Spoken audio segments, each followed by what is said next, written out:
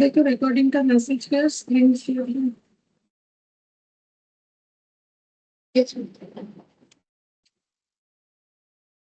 आज हम लोग का कौशिक क्लास क्लास में कंप्लीट हो गया। आज हम लोग पढ़ेंगे unit and batch costing.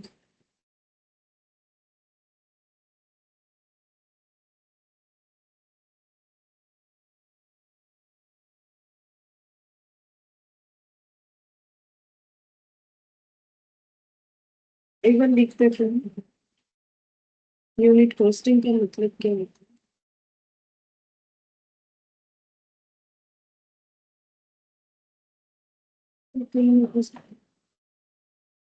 Good afternoon ma'am. Unit costing, तो यूनिट कॉस्टिंग में लिखनी है identifying the price of one unit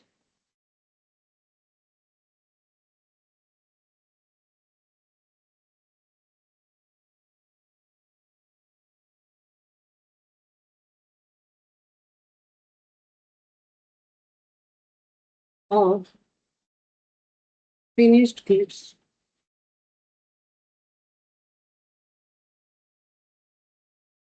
and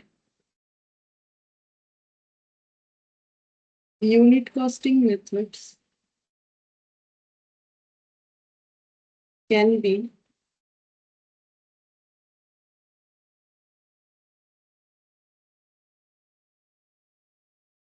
applied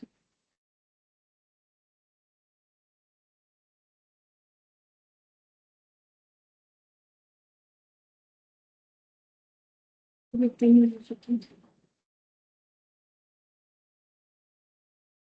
Good afternoon, ma'am. where only a single product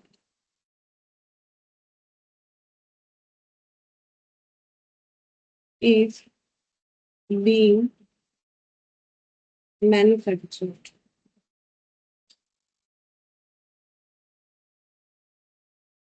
or a similar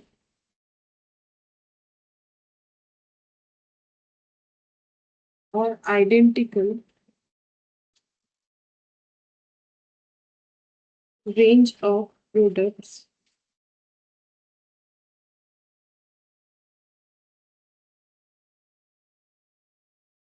being manufactured.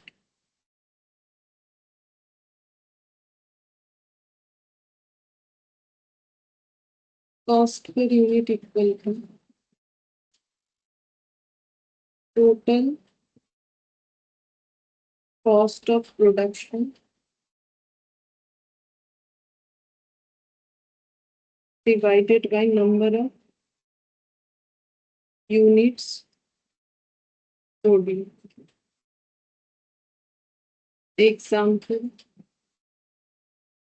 paper, cement, steel, etc. समझाते हैं unit costing क्या है। पहले एक एग्जांपल लेंगे। ये मान लो एक बॉक्स है, इसके अंदर 100 पीसेस पेंसिल है। ये एक बॉक्स है, इसके अंदर 100 पीसेस पेंसिल है और बॉक्स के पीछे लिखा हुआ है 1500 रुपीज। ठीक है, बॉक्स के पीछे 1500 रुपीज लिखा हुआ है। अब इसका मतलब एक एक पेन कितने रुपए का हो सकता है। अगर हम लोग डिसाइड करना चाहे कि एक पेन कितने रुपए का है, तो एक पेन कितने रुपए का हो सकता है।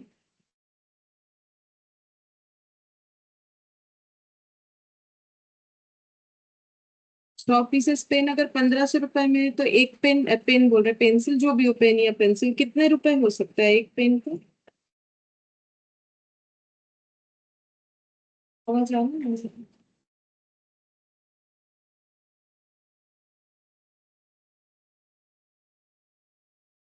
बड़े तीन सुनो। बोलो, अगर 1500 एक बॉक्स के अंदर 100 पीसेस पेन है, पेंसिल है, अगर 1500 रुपए 100 पेंसिल का प्राइस है, तो एक पेंसिल का प्राइस नहीं बोल सकोगे।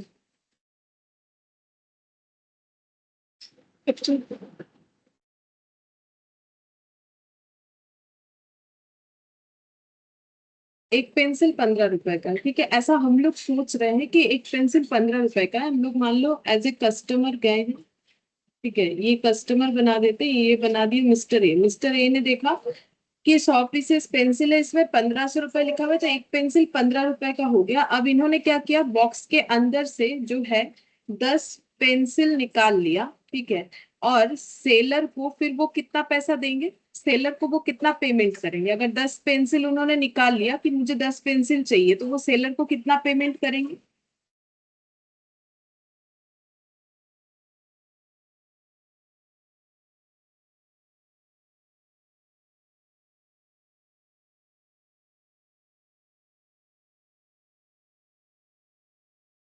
आप बोलना नहीं चाहते, तो बात करिए, कोई समझ में आ रहा है मुझे।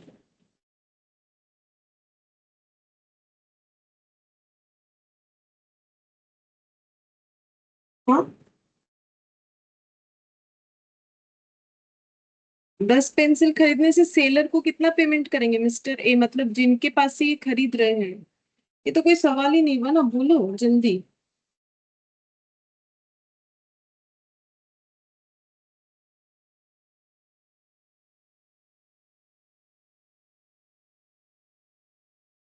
बाकी लोग नहीं बोलना चाहते हैं? ये एक छोटा सा क्वेश्चन, बोलो जल्दी, तब तो प्रोसीड करेंगे आगे। अगर 10 पेंसिल यहाँ से निकाले हैं तो सेलर को कितना पेमेंट करना पड़ेगा?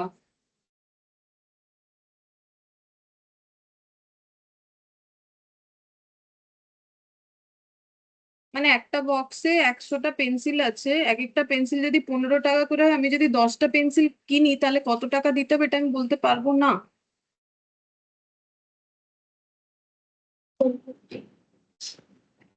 बाकी लोग क्या, मतलब आज नहीं बोलने का कसम खाया हुआ है क्या? 10 × 15 कितना हो जाएगा, 150। लेकिन मे बी ऐसा हो सकता है कि हमें पेमेंट ज्यादा करना पड़ा, बट जो सेलर है उन्होंने हमसे मांग लिया 200 रुपए, ठीक है। ऐसा कब पॉसिबल है? उन्होंने हमसे 200 रुपए मांग लिए, बोला 150 नहीं, आपका 10 पेंसिल का बिल 200 रुपए हो रहा है। ऐसा कैसे पॉसिबल है?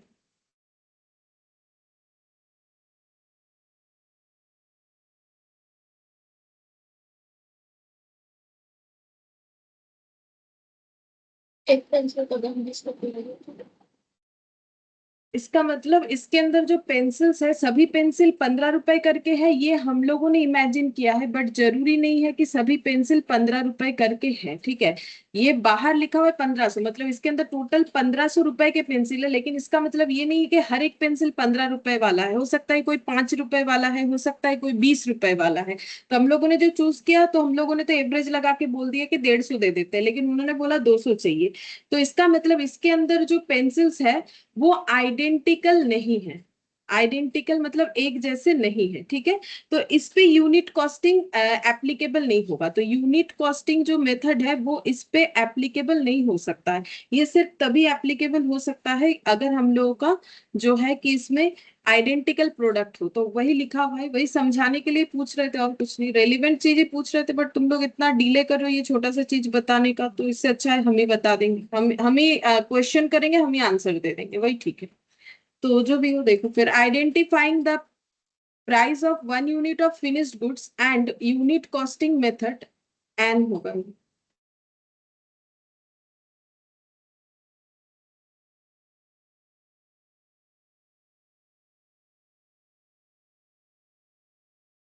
And unit costing method can be applied where only single product is being manufactured. बोल रहा है कि अगर हमें 1 यूनिट ऑफ फिनिश गुड्स का वैल्यू आइडेंटिफाई करना है, जैसे कि मैंने बोला एक पेन का प्राइस कितना है, वैसे ही तब हम लोग यूनिट कॉस्टिंग मेथड अप्लाई कर सकते हैं। लेकिन ओनली एंड ओनली कब, a single product is being manufactured, जब एक सिंगल प्रोडक्ट मैन्युफैक्चर हम लोग कर रहे हैं। इसके अंदर अगर सारा सेम तरीके का पेंसिल होता तो 15 रुपए ही सभी का प्राइस होता।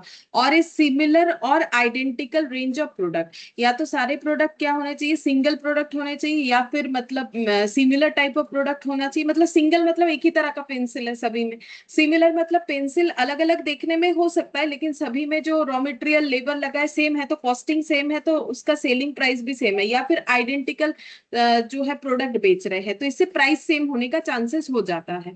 तो उस केस में हम लोग सिर्फ यूनिट कॉस्टिंग को अप्लाई कर सकते हैं, बाकी किसी केस में अप्लाई नहीं कर सकते। अगर इस बॉक्स के अंदर अलग अलग तरीके का पेंसिल्स है तो फिर उसका कॉस्ट जरूरी नहीं है कि सभी का 15 रुपए करके होगा।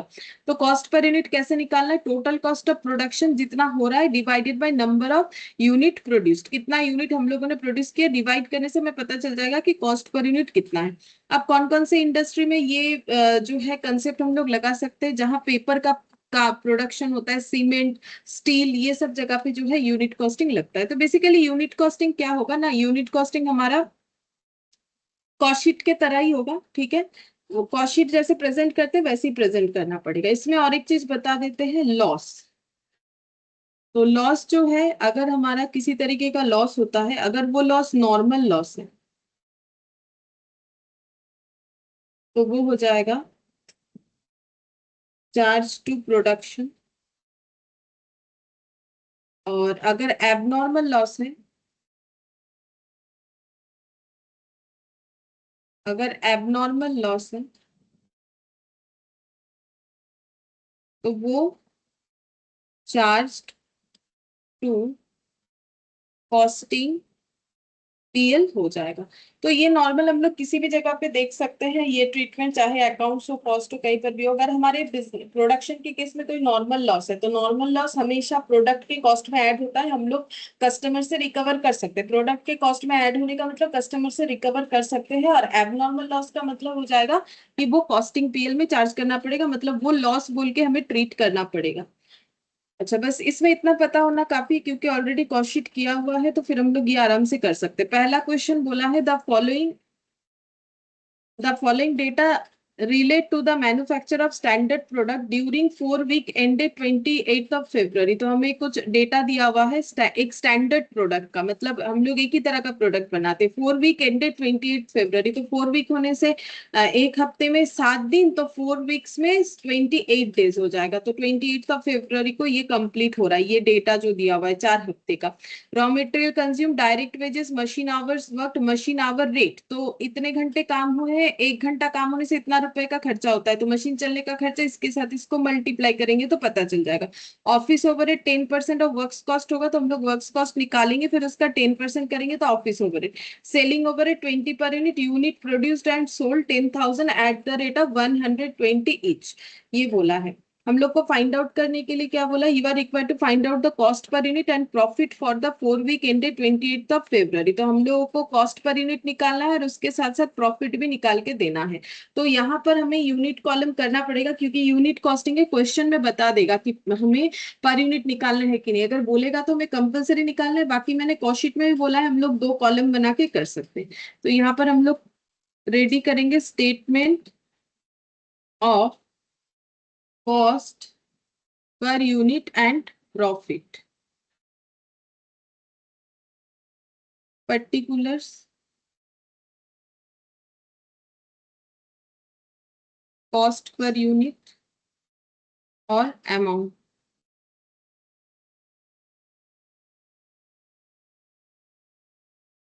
रॉ मटेरियल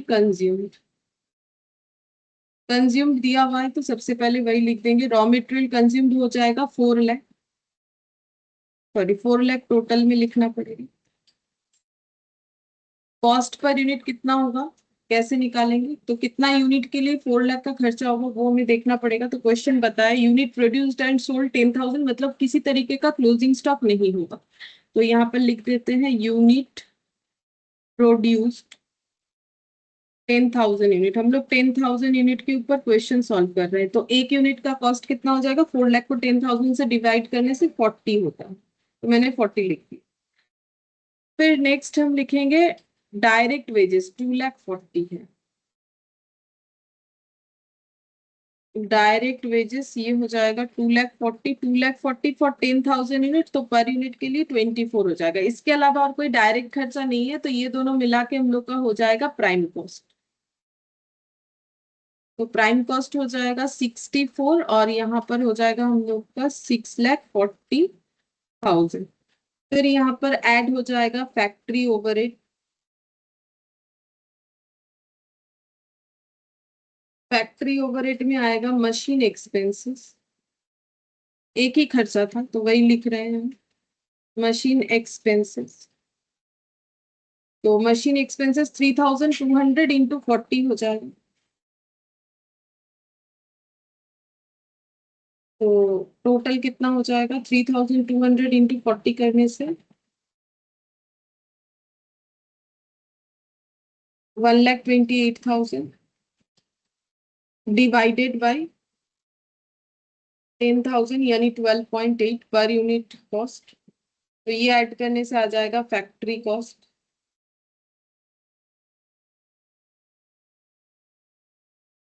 फैक्ट्री कॉस्ट हो जाएगा पर यूनिट 76.8 और टोटल में 7,68,000। अब इसमें ऐड करेंगे ऑफिस ओवरहेड जो कि बोला था 10% of factory cost. Works cost का मतलब ही फैक्ट्री कॉस्ट होता है।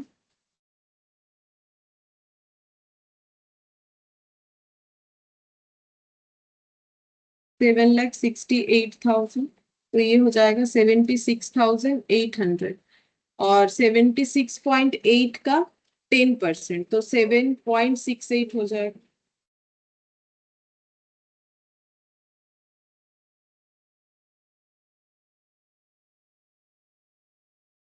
$84.48,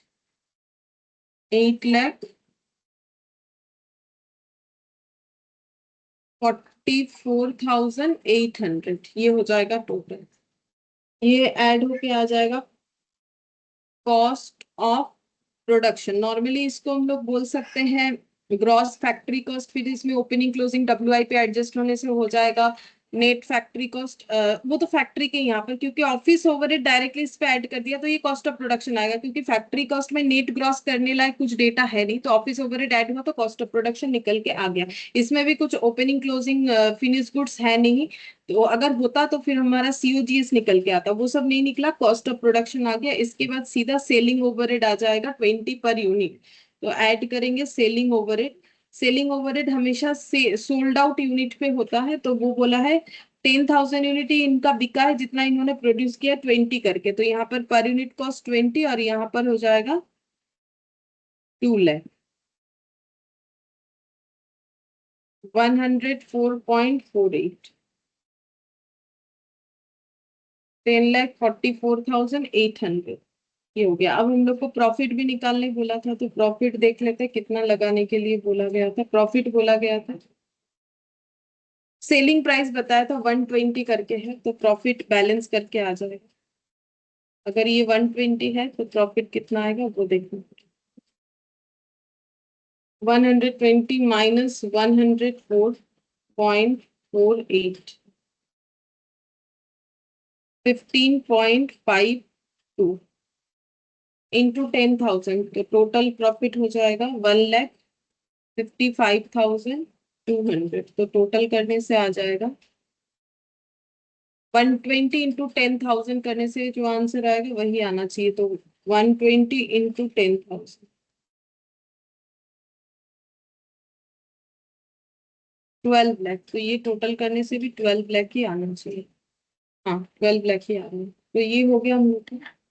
तो पूछा था कि कॉस्ट पर यूनिट, तो कॉस्ट पर यूनिट हो गया 104.48, प्रॉफिट पर यूनिट 15.52 और टोटल प्रॉफिट 1,55,200। यहाँ पर जो क्वेश्चंस पूछा था उसका आंसर हमें मिल गया, cost per unit profit. Second देखते हैं इलास्ट्रेशन 2। इसमें बोला है कि Atharva Pharmacare Limited produce a uniform type of product and has a manufacturing capacity of 3,000 units per week of 48 hours। मतलब बोला है कि ये एक फार्माकेयर कंपनी है जो कि एक ही तरह का यूनिफॉर्म यानी एक ही तरह का प्रोडक्ट बनाती है and has a manufacturing capacity of 3,000 unit per week. तो एक हफ्ते में 3,000 यूनिट बना सकती है और एक हफ्ते में 48 आवर्स काम होता है। From the records of the company the following data are available relating to output and cost of 3 consecutive weeks. बोल रहा है कंपनी के पास जो रिकॉर्ड है उससे हमें क्या नीचे का कुछ डेटा मिला है, फॉलोइंग डेटा आर अवेलेबल, किस चीज का मिला है, relating to output and cost of 3 consecutive week. तो इन कंसेक्यूटिव वीक में जो भी काम हुआ है उसका कॉस्ट और आउटपुट उसका डिटेल्स हमें दिया हुआ है। तो 3 वीक का दिया हुआ है, वीक 1, वीक 2, वीक 3। अब यहाँ पर दिया हुआ है यूनिट मैन्युफैक्चर्स, कितना कितना यूनिट मैन्युफैक्चर हुआ है पहले वीक में, सेकेंड वीक में, थर्ड वीक में। Direct material for first week, direct wages for first week, direct sorry factory overhead for first week. ठीक है, तो ये फर्स्ट वीक का खर्चा दिया है, ये सेकेंड वीक का खर्चा दिया गया है, ये थर्ड वीक का खर्चा दिया गया है। तो जैसा बोला था कि 3 वीक का हमें डिटेल्स दिया हुआ है खर्चे का, तो वो हमें मिल गया। फिर बोल रहा है assuming that the company charge A profit 20% on selling price. बोल रहा है कंपनी प्रॉफिट चार्ज करती है सेलिंग प्राइस पे 20%। Find out the selling price per unit when the weekly output is 2000। अगर वीकली 2000 यूनिट आउटपुट है तो हम लोग को ये बताना है कि कितना फिर profit, selling price, sorry profit बोल रहे, सेलिंग प्राइस पर यूनिट कितना होगा ये हम लोग को बताना है। बस और कुछ नहीं बोला है। तो हम लोग को मेनली यहाँ पर क्या बताना है कि selling price per unit when weekly output is 2000 units. तो पहले हम ये लिख लेते हैं जो हमें फाइंड आउट करके देना है। Statement of cost and selling price per unit for 2000 units of output.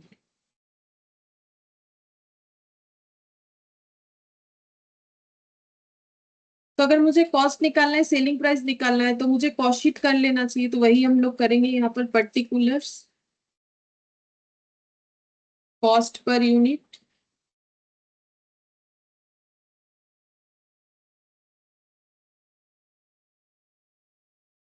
Total. तो कॉस्ट निकालना है, सबसे पहले हम लोग लिखेंगे डायरेक्ट मटेरियल। ठीक है, डायरेक्ट मटेरियल, डायरेक्ट वेजेस और फैक्ट्री ओवरहेड है। तो हम यहाँ पर लिख देते हैं डायरेक्ट मटेरियल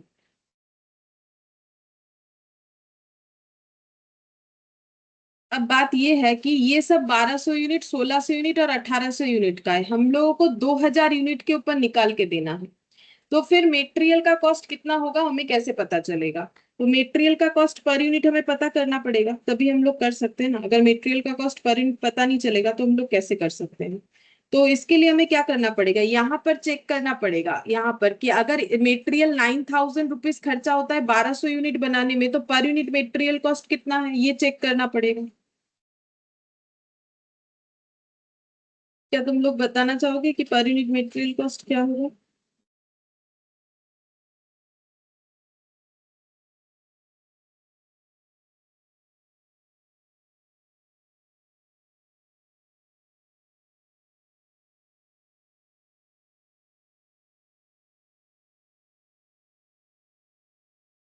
नहीं, ठीक है।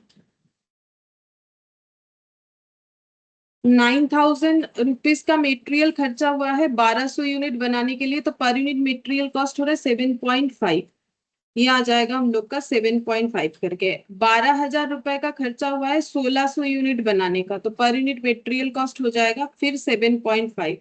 और 13,500 रुपीज खर्चा हुआ है 1800 यूनिट बनाने के लिए, तो भी मटेरियल कॉस्ट हुआ 7.5। इससे एक चीज कंफर्म हुआ कि जो हम लोग का मटेरियल कॉस्ट है वो हम लोग का वेरिएबल कॉस्ट है। ठीक है, मटेरियल कॉस्ट क्या है? वेरिएबल कॉस्ट है। वेरिएबल कॉस्ट पर यूनिट में फिक्स्ड होता है और टोटल में वैरी करता है, तो पर यूनिट में फिक्स्ड है। इसका मतलब हम लोग जितना भी यूनिट प्रोडक्शन क्यों ना कर ले, हमारा मटेरियल का खर्चा 7.5 करके होने वाला है। तो मटेरियल का यहाँ पर जो कॉस्ट है वो हम लोग का पर यूनिट 7.5 आ जाएगा। तो 2000 यूनिट के लिए कितना खर्चा होगा, तो इंटू 2000, तो ये आ जाएगा 15,000। बट ऐसे सिर्फ दिखाने से नहीं होता है, हम लोग को लिखना भी पड़ता है कि ये कहाँ से हमें मिला। तो यहाँ पर ज्यादा जगह तो चाहिए नहीं, इतना जगह चाहिए होगा। तो यहाँ पर वर्किंग नोट बनेगा, वर्किंग नोट में हमें लिखना पड़ेगा कि direct material and direct labour cost is varying directly in proportion to unit produce, in proportion to unit produce। बताते हैं क्या लिखा है। And shall remain same per unit of output। तो डायरेक्ट मेटेरियल कॉस्ट कितना हो जाएगा, direct material cost per unit हो जाएगा, कोई भी एक डेटा ले लेते, फर्स्ट वाला ही ले लेते, 9000 डिवाइडेड बाई 1200, तो ये हो जाएगा at the rate of 7.5 per unit. और देखो यहाँ पर मैंने लिखा है कि डायरेक्ट लेबर का भी वही है, तो मैंने दोनों को एक साथ ही लिख दिया, डायरेक्ट लेबर या डायरेक्ट वेजेस। नॉर्मली ये सब वेरिएबल होता है, चेक करवा देंगे। डायरेक्ट मटेरियल या डायरेक्ट लेबर कॉस्ट को अगर देखा जाए तो ये कैसे वेरी कर रहा है, प्रोपोर्शन टू यूनिट, मतलब 7.5 ही है, लेकिन यूनिट चेंज होने पे ये टोटल अमाउंट हमारा चेंज हो रहा है, मतलब यूनिट के साथ साथ वेरी कर रहा है। तो जो चीज यूनिट प्रोडक्शन कम या ज्यादा होने से वेरी करता है वो वेरिएबल कॉस्ट है, ठीक है। और यहाँ पर फिर लिखा है and sale remain same per unit of output, हर एक यूनिट ऑफ आउटपुट के लिए वो सेम होगा, मतलब पर यूनिट कॉस्ट उसका सेम होगा। तो 7.5 पर यूनिट करके होगा, ये पॉइंट वहां पर जो है ये हो गया। तो ये हम लोग का 15,000 हो जाएगा। सेम तरीके से हम लोग निकालेंगे डायरेक्ट लेबर कॉस्ट। तो डायरेक्ट लेबर कॉस्ट में वेरिएबल है कि नहीं हम लोग कैसे चेक करेंगे, तो वही तरीका है, 3600 डिवाइडेड बाई 1200 करेंगे, डिवाइडेड बाई 1200 चेक करेंगे, तो ये हो जाएगा हम लोग का 3।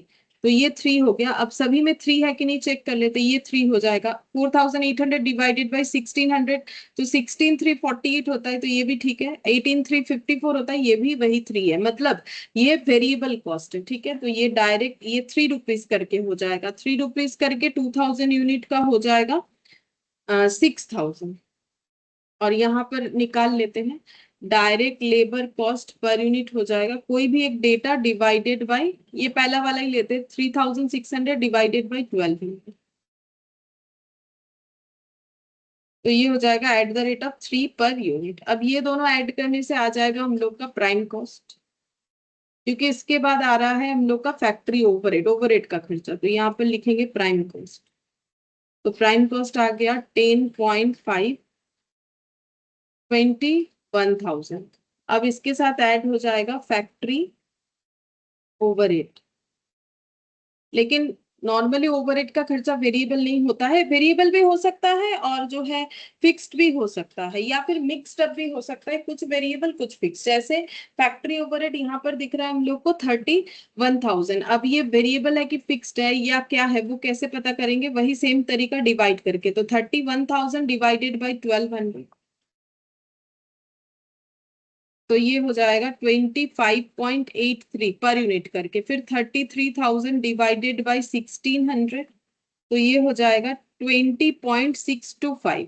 फिर 34,000 डिवाइडेड बाई 1800, तो ये हो जाएगा 18.89। तो पर यूनिट में चेंजेस हो रहा है। देखो पर यूनिट चेंज होने से हमें ऐसा लग सकता है कि ये फिक्स्ड है, लेकिन फिक्स्ड होने से तो फिर टोटल में सेम होगा ना। फिक्स्ड कॉस्ट का मतलब क्या है कि चाहे कितने भी यूनिट बना लो हमारा वो कॉस्ट सेम रहेगा। अगर 1200 के लिए 31 है तो 1600 के लिए भी उतना ही होगा, 1800 के लिए भी उतना ही होगा, तब वो फिक्स्ड कहलाता है। लेकिन यहाँ पर ये फिक्स नहीं है, पता चल रहा है पहले ही देख के, क्योंकि यूनिट चेंज पे इसका टोटल अमाउंट चेंज हो जाता है, तो ये फिक्स्ड कॉस्ट तो नहीं है। लेकिन वेरिएबल भी नहीं है, क्यों, क्योंकि वेरिएबल कॉस्ट का पर यूनिट तो फिक्स्ड होता है, मतलब पर यूनिट सेम होगा, वो भी नहीं है, तो ये वेरिएबल कॉस्ट भी नहीं है। तो इसका मतलब ये सेमी वेरिएबल या सेमी फिक्स्ड कॉस्ट है, मतलब इसमें आधा वेरिएबल अमाउंट है और आधा फिक्स्ड अमाउंट है।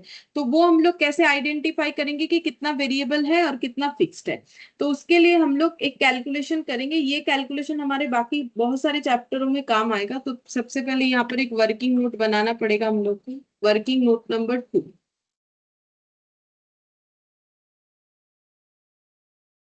Variable cost per unit equal to changes in total cost divided by changes in total unit, ठीक है। तो यहाँ पर जो कॉस्ट में चेंजेस दिख रहा है वो वेरिएबल कॉस्ट के लिए दिख रहा है, क्योंकि फिक्स्ड पोर्शन तो किसी भी यूनिट के लिए फिक्स्ड होगा, ठीक है। तो ये 31, इसके बाद जो 33 और 34 जो चेंजेस दिख रहा है वो इसी वजह से दिख रहा है, क्योंकि इसमें मैंने क्या आइडेंटिफाई करवाया कि इसमें फिक्स्ड कॉस्ट भी, इसमें वेरिएबल कॉस्ट भी, इसमें फिक्स्ड कॉस्ट भी, इसमें वेरिएबल कॉस्ट भी, इसमें फिक्स्ड कॉस्ट भी, इसमें वेरिएबल कॉस्ट है, और ये तीनों फिक्स्ड कॉस्ट ये तीनों केसेस के लिए सेम होगा, तभी वो फिक्स्ड कॉस्ट कहलाता है। और जो भी चेंजेस होगा इसमें होगा, वेरिएबल कॉस्ट यहाँ जो होगा, यहाँ जो होगा, यहाँ जो होगा वो अलग होगा। इसी वजह से जैसे मान लो ये 10 आया, ठीक है, तो 10 के साथ कुछ ऐड होने से, जैसे मान लो यहाँ पर 1 ऐड हुआ फॉर एग्जाम्पल, तो 11 हो जाएगा। 10 के साथ मान लो यहाँ पर 2 ऐड हुआ तो ये 12 हो जाएगा। 10 के साथ मान लो यहाँ पर 0.5 ऐड हुआ तो ये 10.5 हो जाएगा। मतलब ये जो चेंजेस दिख रहा है फॉर वेरिएबल पोर्शन दिख रहा है, ठीक है। तो हम लोग वेरिए मतलब कॉस्ट में टोटल कॉस्ट जहां पर वेरिएबल और फिक्स दोनों इंक्लूडेड है, तो वहां पर कॉस्ट में जो चेंजेस दिख रहा है, जैसे ये 31, ये 33 और 34, because of the only variable portion दिख रहा है। तो वेरिएबल पोर्शन यानी हम लोग यहाँ पर कैसे करके निकालेंगे कि वेरिएबल कॉस्ट इसमें कितना है, बोल रहा है कि changes in total cost divided by changes in total unit. मतलब कोई भी दो कॉस्ट ले सकते हैं, जैसे कॉस्ट 31 से 33 हुआ तो कब हुआ, जब हम लोग 1200 से 1600 यूनिट प्रोड्यूस किए। मतलब हम लोग बोल सकते हैं कि अगर हम लोग 400 यूनिट एक्स्ट्रा प्रोड्यूस करते हैं तो हम लोग का कॉस्ट कितना बढ़ जाता है, 2000 बढ़ेगा, 33,000 माइनस 31,000, तो ये हम लोग का 2000 बढ़ेगा।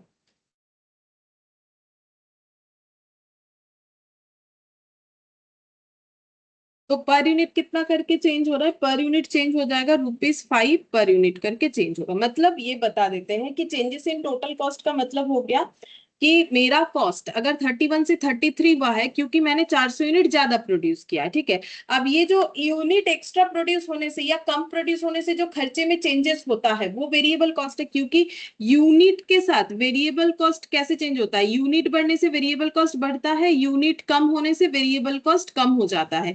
लेकिन फिक्स्ड कॉस्ट का ऐसा नहीं है। फिक्स्ड कॉस्ट का जो है वो जैसा है वैसा ही रहेगा, वो यूनिट बढ़ने से भी जैसा रहेगा, यूनिट घटने से भी वैसा ही रहेगा। इसका मतलब जो भी चेंजेस दिख रहा है वो बिकॉज ऑफ वेरिएबल कॉस्ट दिख रहा है। अब मैंने ऐसे निकाला, क्या हम लोग दूसरा कोई वैल्यू लेके निकाल सकते हैं? बिल्कुल निकाल सकते हैं। मैंने ये दोनों का कंपेयर किया है, कोई चाहे तो इसके साथ इसका कंपेयर कर सकता है या इसके साथ इसका भी कंपेयर कर सकता है। जैसे 33 और 34 का कंपेयर करने से 1000 का डिफरेंस आएगा और ये दोनों में डिफरेंस आ जाएगा 200 का, तो भी 5 आएगा।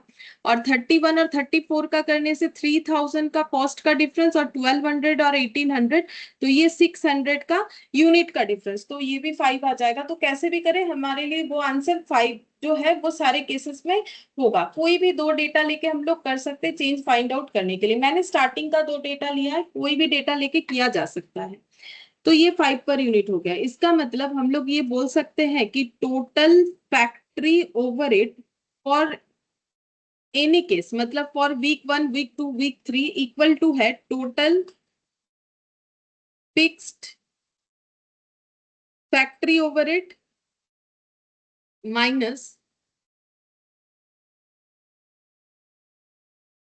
Sorry, plus total variable factory overhead. ठीक है, टोटल फैक्ट्री ओवरहेड में हमारा फिक्स्ड और वेरिएबल दोनों है। तो अब हम लोग कोई भी एक डेटा ले लेते हैं ये आइडेंटिफाई करने के लिए कि मेरा फिक्स्ड कॉस्ट या वेरिएबल कॉस्ट कितना है। जैसे हम पहला वाला ले लेते हैं, तो टोटल फैक्ट्री ओवरहेड्स यहाँ पर 31,000 है। इसमें फिक्स्ड फैक्ट्री ओवरहेड कितना है वो मुझे नहीं पता, लेकिन वेरिएबल फैक्ट्री ओवरहेड कितना है वो मुझे पता है, एक यूनिट का 5 रुपए। तो यहाँ पर ये 31,000 खर्चा हुआ है जब हम लोगों ने 1200 यूनिट प्रोड्यूस किया है, तो ये मैंने लिख दिया 1200। तो 31,000 फिक्स्ड फैक्ट्री ओवरहेड प्लस 6,000, तो ये माइनस करने से हो जाएगा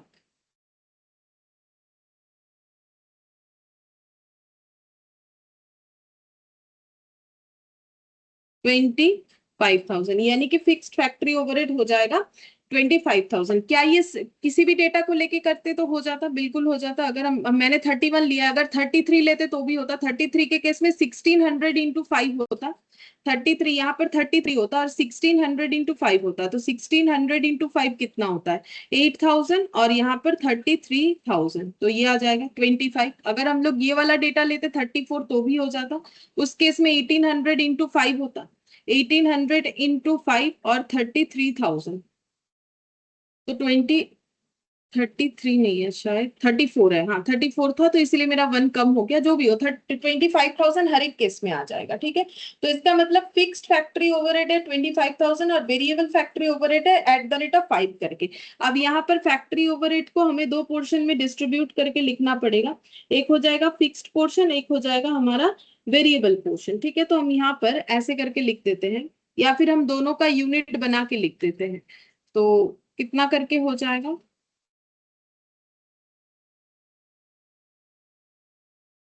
5 हो जाएगा वेरिएबल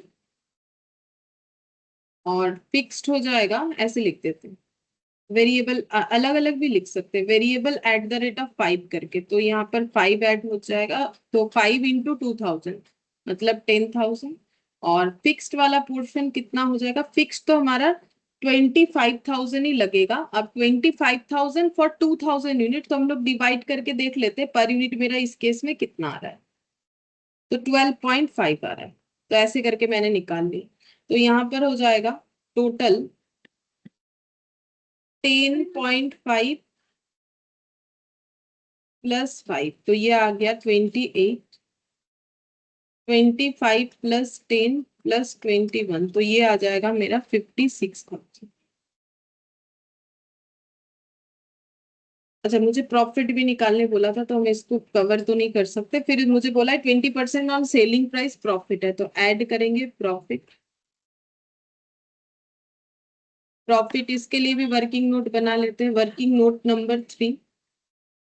प्रॉफिट, सेलिंग प्राइस और कॉस्ट। प्रॉफिट यहाँ पर बोला है सेलिंग प्राइस पे 20%, तो प्रॉफिट अगर 20 होगा तो सेलिंग प्राइस 100, इसका मतलब कॉस्ट हो जाएगा 80। तो प्रॉफिट ऑन कॉस्ट कितना हो जाएगा, प्रॉफिट बाय कॉस्ट, तो 20/80 मतलब 1/4। तो 1/4 ऑन कॉस्ट होगा, तो इस पे 1/4 लगाएंगे, तो यहाँ पर 7 रुपीज आ जाएगा और यहाँ पर 14,000 हो जाएगा। तो ये हो जाएगा 35 और ये हो गया 70। ये हम लोग का सेलिंग प्राइस आइडेंटिफाई हो गया। तो यहाँ पर ये जो मैंने फाइंड आउट करवाया कि वेरिएबल कॉस्ट पर यूनिट कैसे निकालते, क्यों निकालते, ये चीज मार्जिनल कॉस्टिंग में भी काम आएगा, ये चीज जो है हम लोग का बजट कॉस्टिंग में भी काम आएगा। ये चैप्टर के अलावा बाकी और भी कुछ चैप्टर में ये काम आ जाएगा। अच्छा, तो ये हम लोग का सेकंड वाला क्वेश्चन हो गया है complete.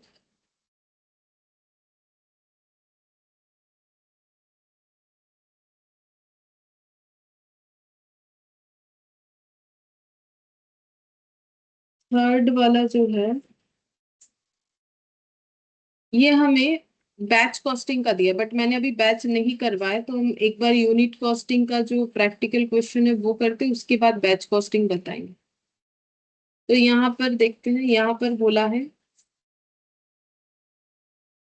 Wonder Limited has a capacity of 1,20,000 unit per annum as its optimum capacity. इसका मैं optimum capacity है 1,20,000 unit. The production cost are as under: direct material 90 per unit, direct labor 60 per unit, overhead fixed बोला है 30 lakh per annum, variable 100 per unit, semi variable 20 lakh per annum up to 50% capacity. अगर 50% capacity utilize होता है तो semi variable cost कितना लगता है, 20 लाख, अगर 50% कैपेसिटी यूज होता है। And an extra amount of 4 lakh for every 25% increase.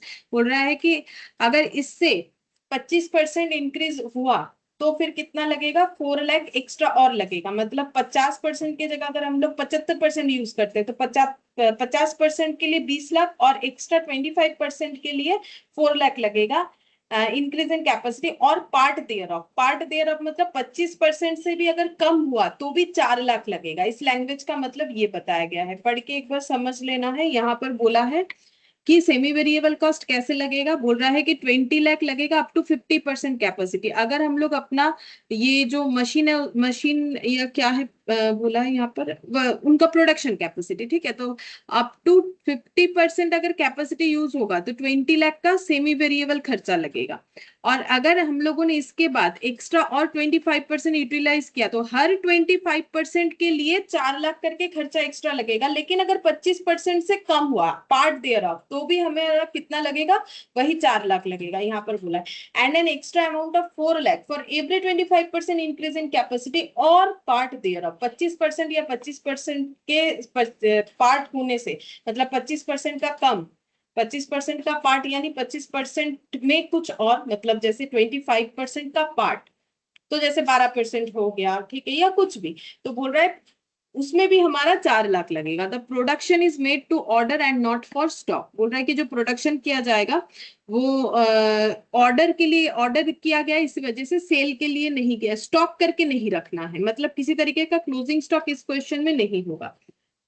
If the production programme of the factory is as indicated below and the management desire a profit of 20 lakh for the year, determine the average selling price at which each unit should be quoted। बोल रहा है if the production program of the factory is an indicated below, बोल रहा है कि production programme जो है factory का वो नीचे बताया गया है। एंड द मैनेजमेंट का ऐसा मानना है कि उन्हें, मतलब ऐसा उनका मन है कि 20 लाख का वो प्रॉफिट कमा ले पूरे एक साल में, इस तरीके से उनका प्रोडक्शन बिकना चाहिए। डिटरमाइन द एवरेज, तो फिर सेलिंग प्राइस क्या होगा, eight which each unit should be coated, जिसमें हर एक यूनिट का कोटेशन, कोटेशन मतलब वही सेलिंग प्राइस क्या होगा। फर्स्ट 3 मंथ्स हम लोगों ने 50% कैपेसिटी यूटिलाइज किया है, रिमेनिंग 9 मंथ्स 80% कैपेसिटी यूटिलाइज किया है। इग्नोर करना है administration, selling and distribution overhead. तो हमें दोनों केसेस के लिए कैलकुलेट करना है, 3 मंथ्स और 9 मंथ्स के लिए, ठीक है। तो यहाँ पर प्रैक्टिकल क्वेश्चन बना, statement of cost and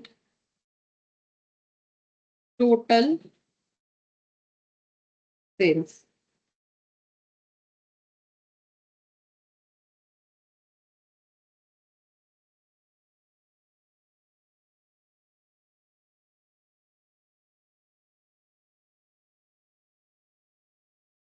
next 9 month, तो फर्स्ट 3 मंथ में हम लोगों ने कितना कैपेसिटी यूटिलाइज किया है, फर्स्ट 3 मंथ में आई थिंक 50% यूटिलाइज किया है, यहाँ पर लिखा हुआ था 50% और इसमें 80%, ठीक है। तो अगर हम लोग फुल कैपेसिटी यूटिलाइज करते हैं तो 1,20,000 यूनिट प्रोड्यूस कर सकते हैं। तो इस केस में हम लोग कितना यूनिट प्रोड्यूस किए होंगे, क्योंकि जब तक यूनिट नहीं पता चलेगा तो कॉस्ट कैसे निकालेंगे कि कितने के ऊपर हमें कॉस्ट निकालना है। तो यहाँ पर लिखते हैं capacity utilised, utilised in number of unit, unit में निकालेंगे कितना कैपेसिटी यूटिलाइज हुआ है। तो 1,20,000 प्रोडक्शन होता है 12 मंथ्स में, तो फिर 3 मंथ्स में कितना प्रोड्यूस हो सकता है उसका 50% हम लोग कैपेसिटी यूटिलाइज कर रहे हैं। तो फिर यहाँ पर हो जाएगा 30,000 का 50% यानी 15,000। ये वाला पॉइंट समझने वाला पॉइंट है। यहाँ पर बोला है कि 1,20,000 यूनिट जो है वो ऑप्टिमम, ऑप्टिमम कैपेसिटी मतलब 100% होता है। तो 100% के लिए 1,20,000 है। तो यहाँ पर ये, लेकिन हम लोग 12 मंथ्स के केस में हो रहा है। अगर हम लोग 3 मंथ्स में सिर्फ 50% कैपेसिटी, तो 3 मंथ्स में वैसे तो प्रोडक्शन होना कितना चाहिए, 3 मंथ्स में 30,000 प्रोडक्शन होना चाहिए, क्योंकि 100% मतलब 1,20,000। तो फिर हमारा 3 मतलब वो 12 मंथ्स में हो रहा है, तो 12 मंथ्स में कितना हो जाएगा, पर मंथ 10,000, तो 3 मंथ्स में होना चाहिए था 30,000। लेकिन हम लोग फर्स्ट 3 मंथ्स में जितना कैपेसिटी यूटिलाइज होना चाहिए उसका भी 50% यूटिलाइज कर रहे हैं। तो 3 मंथ्स में कैपेसिटी यूटिलाइजेशन होने से जितना प्रोडक्शन होना चाहिए 30,000, उसका भी 50% यानी 15,000 हो जाएगा। सेम फॉर ये 9 मंथ्स के लिए होगा। तो 1,20,000 अगर 12 मंथ्स में प्रोडक्शन होता है तो 9 मंथ्स में कितना प्रोडक्शन होगा। और हम लोग इस टोटल प्रोडक्शन का सिर्फ 80% कैपेसिटी यूटिलाइज करने वाले हैं। तो टोटल प्रोडक्शन का 80% मतलब 90,000 का 80% यानी 72,000 हो जाएगा। ये वाला पॉइंट टू बी नोटेड था। बहुत से लोग 1,20,000 बाई 12 × 3 करके चले जाएंगे, नहीं ऐसा नहीं बोला है।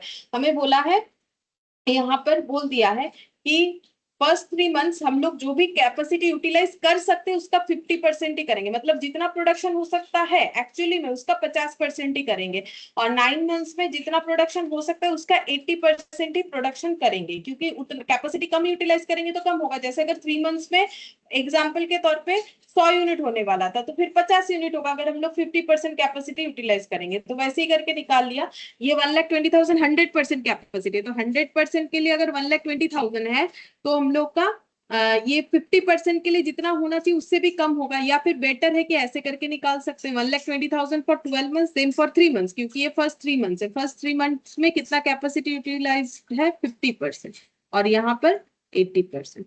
तो ये जो निकल रहा है ये 100% जो है प्रोडक्शन करने से जो आएगा वो निकल रहा है, उसका 50%। ये भी क्या आ रहा है 100%। अगर हम लोग कैपेसिटी यूटिलाइज करें तो जितना प्रोडक्शन होना चाहिए उतना होगा 9 मंथ्स में, बट हम लोग उसका 80% ही करना चाहते हैं, तो इसीलिए इंटू 80% और इंटू 50% करना पड़ेगा। तो ये वाला पॉइंट तो भी नोटेड था इस क्वेश्चन में।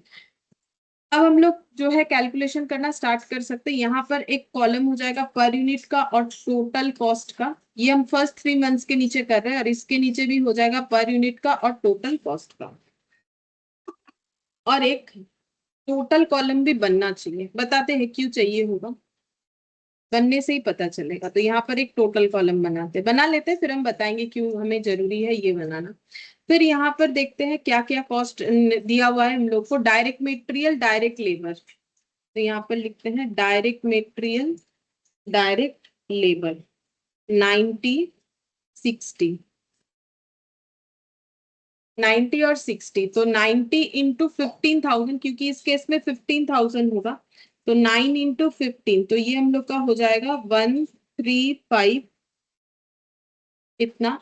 और 60 इंटू 15,000,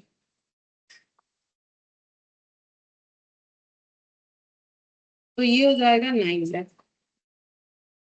और यहाँ पर भी वही पर यूनिट 90 और 60, तो 90 इंटू 9 इंटू 72, 6 लाख, 64,80,000। और 60 इंटू 72,000,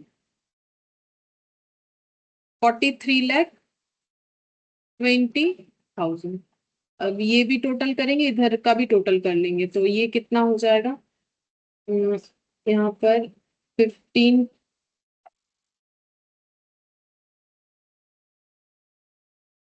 ये टोटल हो जाएगा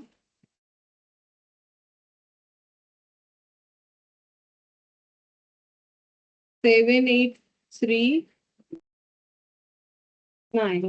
एक मिनट, 135,000 प्लस 64,80,150, 78,30,000। और ये हो जाएगा 43,20,000 plus 9 lakh, 52,20,000 plus 78,30, 1,30,50,000 prime cost. ये हो जाएगा ऐड करने से 150, 150 इंटू 15, वो करने से भी होगा। ये दोनों को ऐड करने से जितना आएगा, अगर हम लोग 15,000 इंटू 15 कर देते हैं 150, तो भी सेम ही आंसर आ जाएगा। ये भी हो गया 150, 150 इंटू 72,000,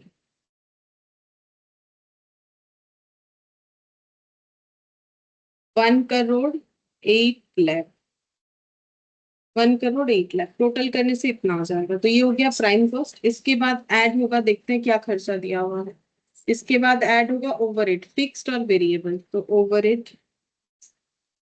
फिक्स्ड और वेरिएबल। तो वेरिएबल तो आसान है, वो कैलकुलेट हो जाएगा 100 पर यूनिट पर। तो 100 15,000 यूनिट, तो यहाँ पर हो जाएगा 15 लाख। और 172,000 यूनिट, तो ये हो जाएगा 72 लाख। और ये दोनों ऐड करने से हो जाएगा 72 लाख और 15 लाख, तो 15 प्लस 72, 87 लाख।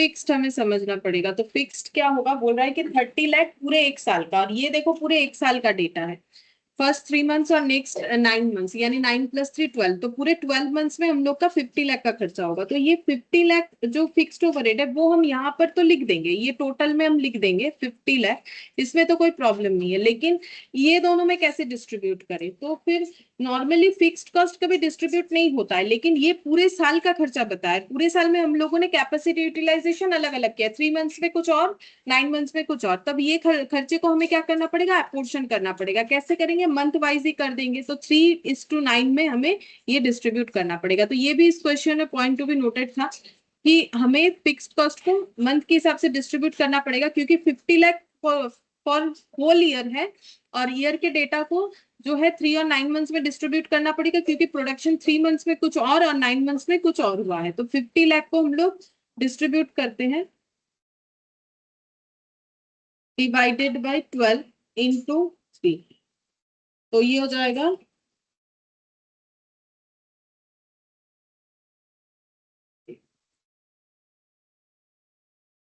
सॉरी 30 लाख, मैंने 50 लाख लिख दिया।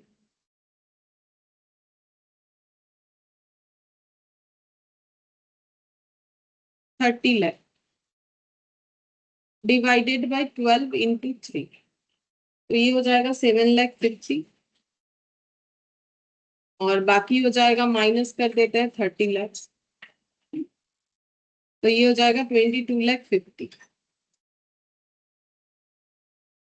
तो 22,50,000 डिवाइडेड बाय हमें करना पड़ेगा, अगर पर यूनिट निकालना है तो डिवाइडेड बाय 72,000 यूनिट, तो 31.25, और 7,50,000 डिवाइडेड बाय 15,000 यूनिट, तो ये हो जाएगा 50, ये आ गया। ठीक है, अच्छा अब और एक खर्चा बताया था, सेमी वेरिएबल खर्चा, सेमी वेरिएबल खर्चा यहाँ पर देना पड़ेगा। सेमी सेमी वेरिएबल खर्चा हमें कैलकुलेट करना पड़ेगा कितना हो रहा है। उसके लिए हम लोग बना लेते हैं एक वर्किंग नोट, ये आने के बाद आ जाएगा टोटल कॉस्ट, फिर इसमें ऐड कर देंगे प्रॉफिट।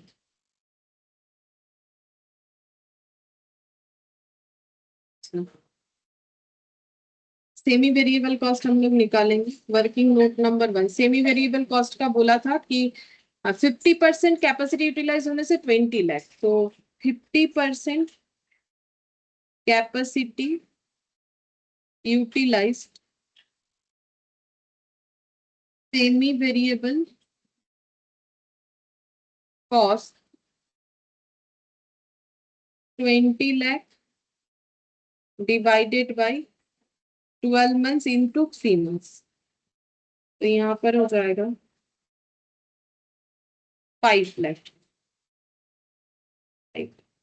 तो अगर हम लोग 50% कैपेसिटी यूटिलाइज करेंगे, क्योंकि बोला था कि सेमी वेरिएबल खर्चा 20 लाख पर एनम होता है, ठीक है, क्योंकि ये पूरे 12 मंथ्स का है, तो फिर 3 मंथ्स का कितना होगा, तो वो हम लोगों ने निकाल लिया, क्योंकि ये 50% कैपेसिटी यूटिलाइज का ही है, बट ये 12 मंथ्स का है, तो हमें तो 3 मंथ्स का चाहिए, तो ये आ जाएगा मेरा 5 लाख, तो यहाँ पर 5 लाख आ जाएगा, और पर यूनिट में आ जाएगा 5 लाख डिवाइडेड बाई 15,000,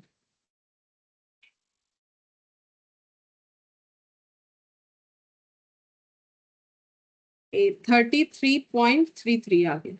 और ये वाला जो है 80% कैपेसिटी यूटिलाइज, उस केस में क्या हो जाएगा, यहाँ पर हो जाएगा 80% capacity utilise,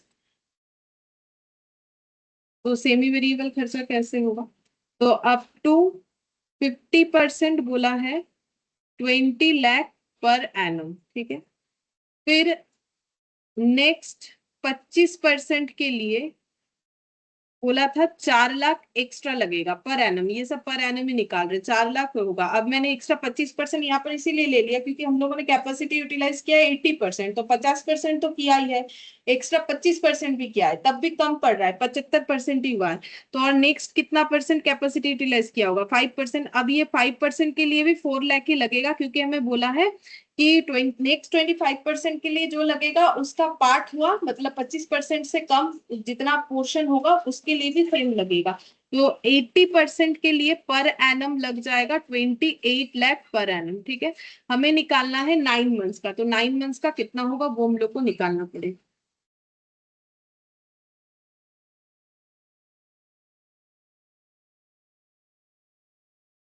for 9 months 28 lakh divided by 12 × 9, क्योंकि ये सब पर एनम निकल गया, तो 28/12,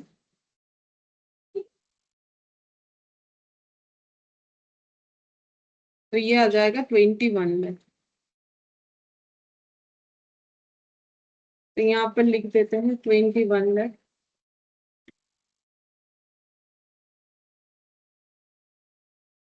21 लाख डिवाइडेड बाई 72 लाख।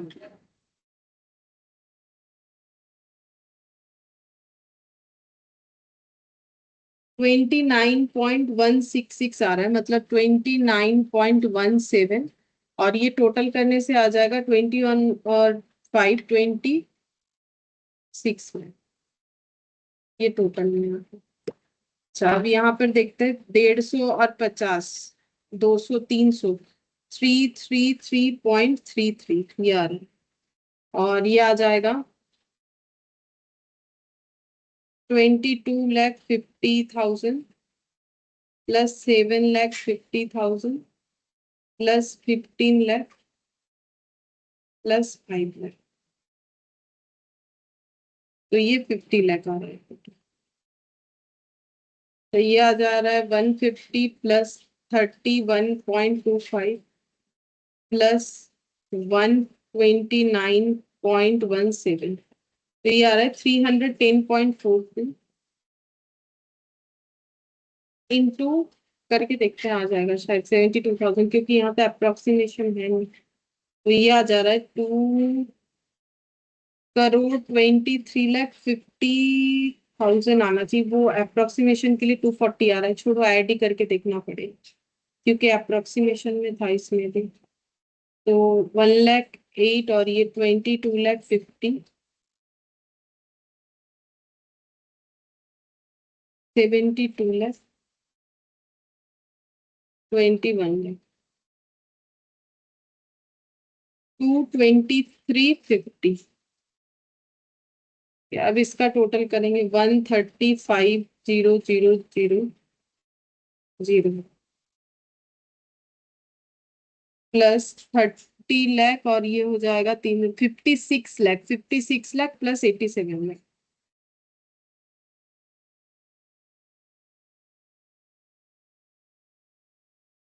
2,73,50,000, 2,73,50,000 ये आ रहा है। अब हमें प्रॉफिट निकालना है, तो प्रॉफिट जो है मंथली कितना कमाना है वो नहीं पता, बट डिजायर प्रॉफिट 1 साल का 20 लाख है, तो इसका मतलब हमें पता है कि 20 लाख प्रॉफिट कमाना है। ठीक है, तो अगर 20 लाख प्रॉफिट कमाना है तो फिर सेलिंग प्राइस कितना हो जाएगा, प्रॉफिट जो है ये गिवन था। ठीक है, तो सेलिंग प्राइस हो जाएगा, इस पे 20 लाख ऐड कर लेंगे, तो 20 लाख, 2,93,50,000, 2,93,50,000। अब यहाँ पर लिख नहीं सकते हैं प्रॉफिट का कोई भी पोर्शन, क्योंकि प्रॉफिट हम लोग वैसे मंथ्स में डिस्ट्रीब्यूट नहीं कर सकते, क्योंकि हमें ओवरऑल इतना प्रॉफिट बोला है। अब हमें तो नहीं पता कि कौन से मंथ में इनको कितना प्रॉफिट रखना है, क्या करना है, नहीं करना है। ठीक है, फिक्स्ड कॉस्ट को तो डिस्ट्रीब्यूट करना ही पड़ता, नहीं तो हम लोग कॉस्ट नहीं निकाल पाते। तो प्रॉफिट क्योंकि हमें टोटल में दिया हुआ है, तो हम लोग उसको अपोर्शन नहीं करेंगे कि इस मंथ में इतना, इस मंथ में उतना, क्योंकि कॉस्ट को ऐसे चाहे तो अपोर्शन कर सकते, बट प्रॉफिट जब तक हमें नहीं बोलेगा कि डिजायर प्रॉफिट टोटल बताया है, लेकिन मंथ वाइज कितना प्रॉफिट है या प्रोडक्ट वाइज वो तो हमें कुछ बोला नहीं है। ठीक है, तो फिर हम लोग इसको ऐसे रखेंगे, यहाँ पर हम लोग और कोई डेटा नहीं लिखेंगे। तो इससे हम लोग का यहाँ पर कैलकुलेशन बस इतना तक ही होगा। इधर इधर वाले केस में हमें प्रॉफिट दिखेगा और सेलिंग प्राइस दिखेगा। यहाँ पर हमारे पास एडिक्वेट डेटा नहीं है जिससे हम लोग ये पर यूनिट प्रॉफिट या पर यूनिट कॉस्ट को, मतलब पर यूनिट कॉस्ट तो चलो कैलकुलेट हो ही गया है, यहाँ पर यूनिट प्रॉफिट निकालना था जो कि हम लोग निकाल नहीं सकते। इस 20 लाख को अब डिस्ट्रीब्यूट नहीं करना है 3 और 9 मंथ्स में, ऐसा नहीं कर सकते। प्रॉफिट को हम लोग अपने हिसाब से डिस्ट्रीब्यूट नहीं कर सकते, बट कॉस्ट को तो करना ही पड़ेगा ना, क्योंकि कॉस्ट को अगर करेंगे नहीं तो फिर हमारा प्रोडक्ट का कॉस्ट कैसे निकाल सकेंगे, कॉस्ट नहीं निकालेंगे तो प्रॉफिट कैसे निकलेगा, इस वजह से। बट प्रॉफिट को जैसे कुछ बोला नहीं है तो हम लोग प्रॉफिट में ऐसा कुछ नहीं ट्रीटमेंट करने का। तो ये जो है बहुत ही इंपॉर्टेंट क्वेश्चन था, बोल सकते हैं अच्छा क्वेश्चन था। एक तो यहाँ पर ये कैपेसिटी यूटिलाइजेशन वाला ये वाला पॉइंट काफी स्ट्रॉन्ग पॉइंट था, और यहाँ पर हमें टोटल कॉलम करके तभी हम लोग 20 लाख वाले प्रॉफिट को जो है कैलकुलेट करके दिखा सकते हैं। तो बस यूनिट कॉस्टिंग इतना ही था, इसके बाद और कोई यूनिट कॉस्टिंग का क्वेश्चन नहीं है हमारे पास। अब हम लोग बैच कॉस्टिंग स्टार्ट करेंगे। बैच कॉस्टिंग, तो बैच कॉस्टिंग का मतलब क्या हो जाता है, जब हम लोग कोई भी चीज सिंगल नहीं प्रोड्यूस करके बैच में प्रोड्यूस करते हैं। जैसे ये बेकरी का काम होता है ना, तो जैसे मान लो केक बन रहा है, ठीक है, ये कप केक, ठीक है, ये केक बन रहा है, तो एक ट्रे में 1 2 3 4 5 6 7 8 9 10 10 पीस केक बन रहा है, तो ये आउटपुट जो आ रहा है तो हम लोग बोलेंगे ये एक बैच है, ठीक है, एक बैच। तो एक बैच में कितना होता है, 10 पीसेस होता है, ठीक है। तो हम लोग जब कॉस्ट कैलकुलेट करेंगे ना, तो कॉस्ट हम लोग एक केक का नहीं करेंगे, हम लोग कॉस्ट जब कैलकुलेट करेंगे तो ये पूरे 10 पीस का कैलकुलेट करेंगे, मतलब एक बैच का हमें कॉस्ट कैलकुलेट करना है। बैच कॉस्टिंग का मतलब जब हम लोग बैच का कॉस्ट कैलकुलेट करेंगे तो यहाँ पर हमें ये पूरे एक ट्रे में जितने भी केक बन के आ रहे हैं उसका कॉस्ट कैलकुलेट करना है, ठीक है। तो ऐसा मेडिसिन के केस में भी होता है, मेडिसिन भी ना बैच में प्रोड्यूस होता है। जैसे मेडिसिन हो गया, जो बेकरी का सामान हो गया, कोई कॉस्मेटिक्स वगैरह हो गया, ठीक है, ये सारे चीज बैच में प्रोड्यूस होते हैं, और उसमें बैच नंबर भी दिया हुआ रहता है। बैच नंबर से क्या होता है, अगर मार्केट में मान लो कोई भी ऐसा मेडिसिन है जो बंद करना है, बाई चांस ऐसे हुआ कि मेडिसिन में कुछ प्रॉब्लम हो गया, तो फिर बैच से वो आइडेंटिफाई किया जाता है कि इतने बैच नंबर वाले मेडिसिन को बंद कर दो, बेचो मत, उसमें कोई इश्यूज है। या फिर कोई भी जैसे ये बेकरी का सामान अगर खराब निकल गया, तो वैसे मार्केट में इंडिकेशन दिया जाता है कंपनी की तरफ से कि बैच नंबर इतना जो है वो खराब है, तो वो मत बेचो, ठीक है। तो बैच नंबर लगा दिया जाता है। तो मेन बात यहाँ पर ये है कि हम लोग यहाँ पर एक चीज का कॉस्टिंग नहीं करेंगे, जैसे अभी हम लोगों ने यूनिट कॉस्टिंग में एक चीज का कॉस्टिंग किया, यहाँ पर हम लोग जब भी कॉस्टिंग करेंगे तो एक बैच का करेंगे। अब बैच में कितना चीज होगा वो तो देखो कम, मतलब ऑर्गेनाइजेशन के ऊपर डिपेंड करता है, वो एक बैच में कितना मेडिसिन प्रोड्यूस करना चाहता है या फिर कितना जो है केक प्रोड्यूस करना चाहते हैं, वो कैपेसिटी के ऊपर डिपेंड करता है। एक वो भी है, सिर्फ अपना मन है वो बात नहीं है, कैपेसिटी के ऊपर भी डिपेंड करता है। जैसे एक क्लासरूम में अगर 10 बच्चे बैठ सकते हैं तो एक बैच में हम 10 बच्चे को ही पढ़ा सकते हैं, उससे ज्यादा को तो नहीं पढ़ा सकते, ठीक है। तो वही हो जाएगा बैच कैपेसिटी, ठीक है। तो अब यहाँ पर बैच कॉस्टिंग का मतलब क्या है उसको हम लोग लिख लेते हैं। Batch costing is a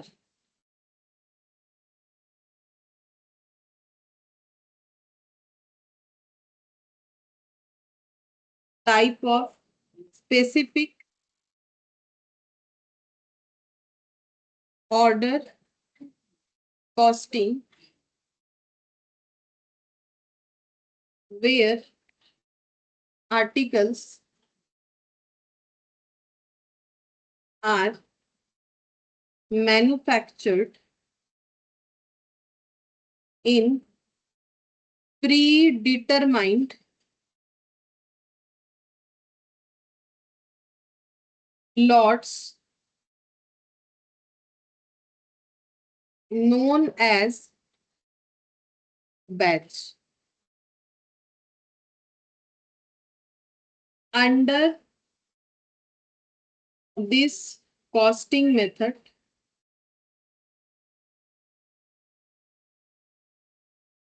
the cost object for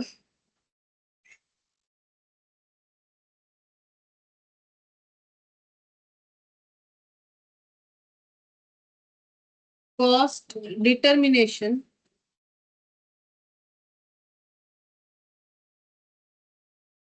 is a batch for production rather output as seen in unit costing.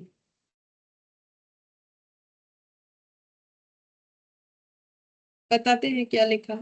मैंने लिखा है कि batch costing is a type of specific order costing. Order costing का मतलब customer के order के हिसाब से भी हम लोग बना सकते हैं, ठीक है। जैसे मान लो कि कोई बेकरी का दुकान है, ठीक है, वो खुद प्रोड्यूस नहीं कर सकता है। मतलब मान लो कि कोई कन्फेक्शनरी दुकान है, तो वो ऐसे केक बिस्किट्स वगैरह बेचता है, तो वो आके बोल दिया किसी बेकरी में जहां पर ये सब बनता है, कि केक वाले को बोल दिया कि मुझे ये ऐसे केक इतने सारे चाहिए, ठीक है। तो ऑर्डर में वो लोग बनाएंगे, तो जो मैन्युफैक्चरर है वो क्या करेंगे, उस ऑर्डर के अकॉर्डिंग बैच में प्रोड्यूस करेंगे जितना उनका होता है। Where article are manufactured in predetermined lots. Predetermined lots का मतलब, अब देखो एक ट्रे में जितना केक आ सकता है उतना ही, तो जैसे मैंने बोला एक बैच में हम जितना स्टूडेंट पढ़ा सकते हैं उतने स्टूडेंट को ही ना एक बैच में लेंगे, तो प्री डिटरमाइंड होता है, पहले से ही मुझे पता होता है कि एक मेरा पास जो कैपेसिटी है क्लासरूम का वहां कितने बच्चे बैठ सकते हैं, या फिर मेरा जो प्रोडक्शन करने का जो मतलब मैन्युफैक्चरिंग जो यूनिट है वहां पर एक साथ कितने सारे मेडिसिन बन सकते हैं, या कितने सारे बिस्किट्स बन सकते हैं, या केक बन सकते हैं, जो भी कितने कॉस्मेटिक्स बन सकते हैं, तो प्री डिटरमाइंड लॉट्स के हिसाब से ही बनता है, नोन एज बैच। तो पहले से ही हमें पता होता है कि बैच में क्या कैपेसिटी है, बैच का क्या capacity. Under this costing method the cost object, cost object मतलब होता है जिसका हम लोग कॉस्ट कैलकुलेट करते हैं। ये सब हम लोग बेसिक ऑफ कॉस्ट में पढ़े थे। कॉस्ट ऑब्जेक्ट जैसे हम लोग अगर ये प्रोडक्शन जो निकल के इसका कॉस्ट कैलकुलेट करना चाहते हैं, तो ये हमारा कॉस्ट ऑब्जेक्ट हो जाएगा। Cost object for cost determination is a batch for production. Cost object for cost determination, तो कॉस्ट क्या डिटरमाइन करना है उसके लिए हमें कॉस्ट ऑब्जेक्ट जो है उसका कॉस्ट कैलकुलेट करना है। Is a batch for production rather output as seen in unit costing. मतलब क्या बोल रहा है फिर से बता देते हैं। Under this costing method the cost object for cost determination is a batch.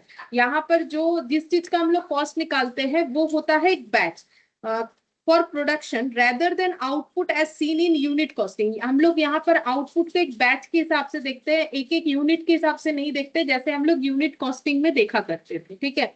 अभी अभी जो किया यूनिट कॉस्टिंग में हम लोग एक यूनिट देखते हैं, लेकिन यहाँ पर एक बैच का कॉस्ट निकालते हैं, इसे हम लोग बोलते हैं बैच कॉस्टिंग। तो बैच कॉस्टिंग का यहाँ पर देखते हैं क्वेश्चन। पहले इलास्ट्रेशंस में चलते हैं।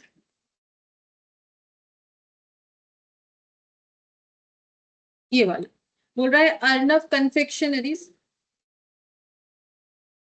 अर्नव कन्फेक्शनर्स ए सी लिखा है, मतलब ए इसका C owns a bakery which is use to make bakery items like pastry cake muffins. AC मतलब वही Arnav confectioners uses to bake at most 50 units of any time at a time, ठीक है। मतलब 50 unit ये लोग कभी भी बना के दे सकते हैं एक बार में, ठीक है। एनी टाइम कभी भी एट ए टाइम, मतलब एक बार में, मतलब इनका बैच साइज है, एक बैच में 50 यूनिट्स बनता है। एक customer has given an order for 600 muffin. तो अगर 600 मफिन का ऑर्डर आया है तो इन्हें कितने बैच में वो प्रोडक्शन करना पड़ेगा। एक बैच में 50 यूनिट बनता है, तो फिर 600 यूनिट बनाने के लिए कितने सारे बैच में जो है प्रोडक्शन करना पड़ेगा, तो इन्हें 12 बैच में प्रोडक्शन करना पड़ेगा। To process a batch of 50 muffins the following cost would be incurred. अब बोल रहा है कि एक बार में 50 मफिन्स मतलब एक बैच का कॉस्ट बता रहा है कि एक बैच को परफॉर्म करने में कितना खर्चा होता है। बोल रहा है कि मटेरियल लगता है 500 का, वेजेस 50 का, और जो है ओवन सेटअप कॉस्ट होता है 150। मतलब ओवन जिसमें मफिन्स बनेगा वो प्री हीट करना पड़ता है, ठीक है। जो भी उसमें जरूरत पड़ता है, उसे ग्रीस वगैरह, उसमें जो ट्रे वगैरह देते हैं उसको ग्रीस वगैरह करना पड़ता है, जो भी प्रोसेस है तो उसे बोलते हैं सेटअप कॉस्ट, ठीक है। जैसे हम लोग पढ़ाने के पहले एक सेटअप करते हैं ना, कि लैपटॉप को इंटरनेट के साथ कनेक्ट किया, लिंक बनाया, लिंक रेडी किया, लिंक सेंड किया, फिर ज्वाइन किया, ठीक है, फिर रिकॉर्डिंग ऑन किया, तो ये सब हो गया सेटअप कॉस्ट, ठीक है। तो वैसे ही इनका भी अपना प्रोसेस जो है मैन्युफैक्चरिंग प्रोसेस, उसमें अपना सेटअप होता है, सेटअप कॉस्ट। तो वो भी सेटअप कॉस्ट है 150।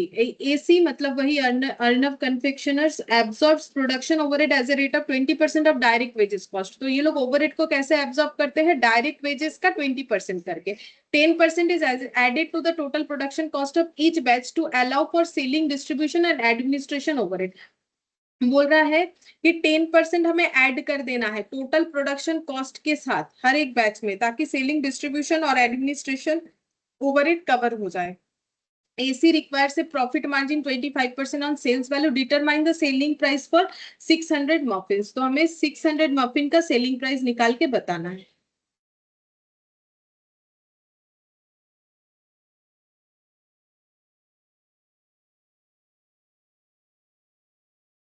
Statement of cost per batch and per order. Particulars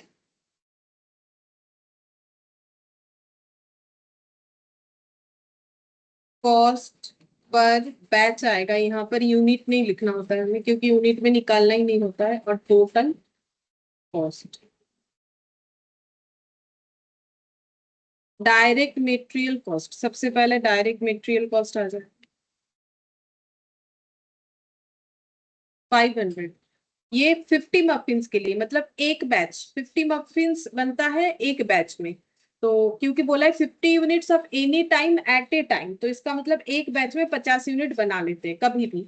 तो 500 पर बैच का मेटेरियल कॉस्ट। तो टोटल कॉस्ट कितना हो जाएगा, तो हमें 12 बैच का जरूरत पड़ेगा, क्योंकि हमारे पास 600 मफिन्स का ऑर्डर आया है। तो फिर ये हो जाएगा 6000। तो वो हम लोग को निकाल लेना है कि कैसे करके हम लोग का बैच आया। तो वो हम निकाल के दिखा देंगे, वर्किंग नोट नंबर 1 करके लास्ट में दिखा देंगे। फिर यहाँ पर डायरेक्ट लेबर कॉस्ट। तो डायरेक्ट लेबर कॉस्ट जो है वो है हम लोग का 50 पर बैच का। तो फिर 12 बैचेस का हो जाएगा 600। इसके बाद ओवन सेटअप कॉस्ट, यहाँ पर हम और प्राइम कॉस्ट वगैरह नहीं लिख रहे, डायरेक्ट पूरा लिख दे रहे। ओवन सेटअप कॉस्ट है 150। तो 12 बार ओवन सेटअप करना पड़ेगा, जितना बार एक एक बैच होगा उतना बार सेटअप करना पड़ेगा। तो ये हो जाएगा 1800 प्लस प्रोडक्शन ओवरहेड, जो कि बोला था 20% ऑफ डायरेक्ट वेजेस, क्वेश्चन में बोला था। तो 20% ऑफ डायरेक्ट लेबर कॉस्ट यहाँ पर बोल रखा था। तो 20% ऑफ डायरेक्ट लेबर कॉस्ट मतलब 50 का 20%, तो ये हो जाएगा 10। और यहाँ पर हो जाएगा 12 इंटू 10, तो 120 रुपीज। तो ये बन गया मेरा total production cost. Total production cost तो ये हो जाएगा 500, 600, 710 रुपए। और 710 इंटू 12, टोटल करने से भी जो आएगा, अगर ऐसे मल्टीप्लाई करेंगे तो भी सेम ही आ जाएगा 8520। अगर ये सब टोटल करोगे तो भी उतना ही आएगा। फिर ऐड कर देंगे selling and distribution overhead. Selling and distribution overhead, administration overhead, जो कि बोला है 10% ऑफ टोटल प्रोडक्शन कॉस्ट होना चाहिए। ऐसा क्वेश्चन हमें बोल रखा था यहाँ पर, टोटल प्रोडक्शन कॉस्ट का 10%। तो 10% 71, और ये हो जाएगा 852। टोटल कर लेते हैं। टोटल कॉस्ट 781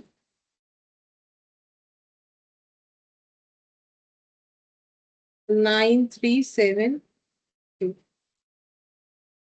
ऐड कर लेंगे प्रॉफिट, सेलिंग प्राइस। प्रॉफिट कितना अर्न होगा, 25% ऑफ सेल्स वैल्यू। तो सेल्स पे 25%, तो कॉस्ट पे हो जाएगा 25/75। ये भी करके दिखा देंगे, 25/75 हो जाएगा, मतलब 1/3। That is 1/3। तो 1/3 करने से हो जाएगा 3124 और 781 का 1/3, ये हो जाएगा मेरा 260.33 प्लस 781 1041.33 12496। तो पहला वर्किंग नोट बनेगा, इस पे हो गया। ये हमें सेलिंग प्राइस बोला था। सबसे पहले number of batches to produce 600 muffins, 600 divided by 50 तो 12। और working note number 2, cost profit selling price. Profit हो जाएगा 25 अगर कॉस्ट 100 होगा, सॉरी सेलिंग प्राइस 100 होगा तो कॉस्ट हो जाएगा 75।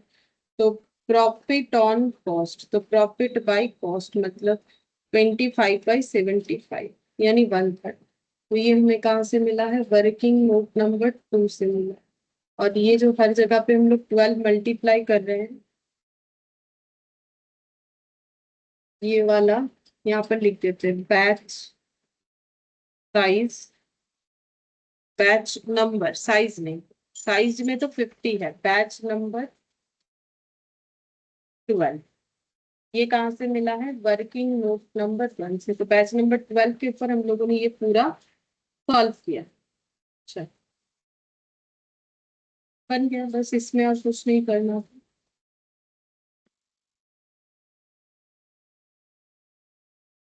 फोर्थ नंबर, फोर्थ नंबर में बोला है a jobbing factory has undertaken to supply 200 pieces of component per month for the ensuing 6 months। बोल रहा है एक जॉबिंग फैक्ट्री है जिन्होंने 200 pieces of component supply per month करने का बोला है, लगातार 6 महीने। ठीक है, तो कंजिक्यूटिवली 6 मंथ्स वो लोग 200 पीसेस कंपोनेंट जो है सप्लाई करेंगे, ऐसा इन्होंने प्रॉमिस किया है। Every month a batch order is opened against which material and labour overhead are booked at actual. बोल रहा है कि हर महीने जो है बैच ऑर्डर लिया जाएगा, ओपन किया जाएगा और उसके हिसाब से मेटेरियल लेबर का खर्चा बुक होगा। Overhead are levied at a rate equal to per labour hour. बोल रहा है कि ओवरहेड कैसे चार्ज करना है? लेबर आवर के बेसिस पे। The selling price contracted for is 8 per piece. एक एक पीस का कॉस्ट सेलिंग प्राइस है 8। From the following data calculate the cost and profit per piece of each batch. हमें क्या कैलकुलेट करना है? Cost and profit per piece, एक piece का भी निकालना है, एक बैच का भी निकालना है। And overall position of the order for 1200 pieces. तो यहाँ per unit batch mixed up हो गया, क्योंकि हमें एक एक पीस का भी कॉस्ट निकालना है, प्रॉफिट निकालना है और पूरे बैच का भी निकाल के देना है। 1200 पीसेस के ऊपर हमें ये जो है स्टेटमेंट रेडी करने बोला है। और यहाँ पर हमें एक डेटा दे दिया है कि जैन से लेके जून 6 मंथ्स का बैच का आउटपुट दे दिया, material cost, direct wages cost और डायरेक्ट लेबर आवर। और यहाँ पर दिया है जैन से लेके जून तक ओवरहेड और डायरेक्ट लेबर आवर। क्यों दिया है? ताकि हम लोग ओवरहेड को अप्लाई कर सके, क्योंकि हमें बोला था ना कि ओवरहेड खर्चे को कैसे अप्लाई करना है? डायरेक्ट लेबर आवर बेसिस पे। तो ठीक है, हम लोग कॉलम बनाते हैं।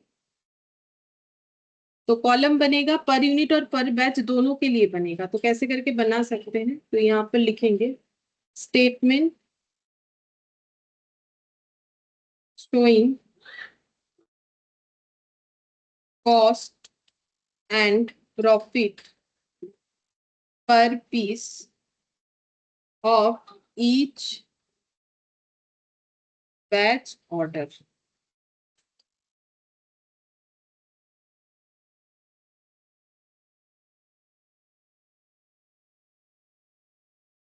Particulars Jan, Feb, March, April, May, June और एक टोटल बना लेते हैं।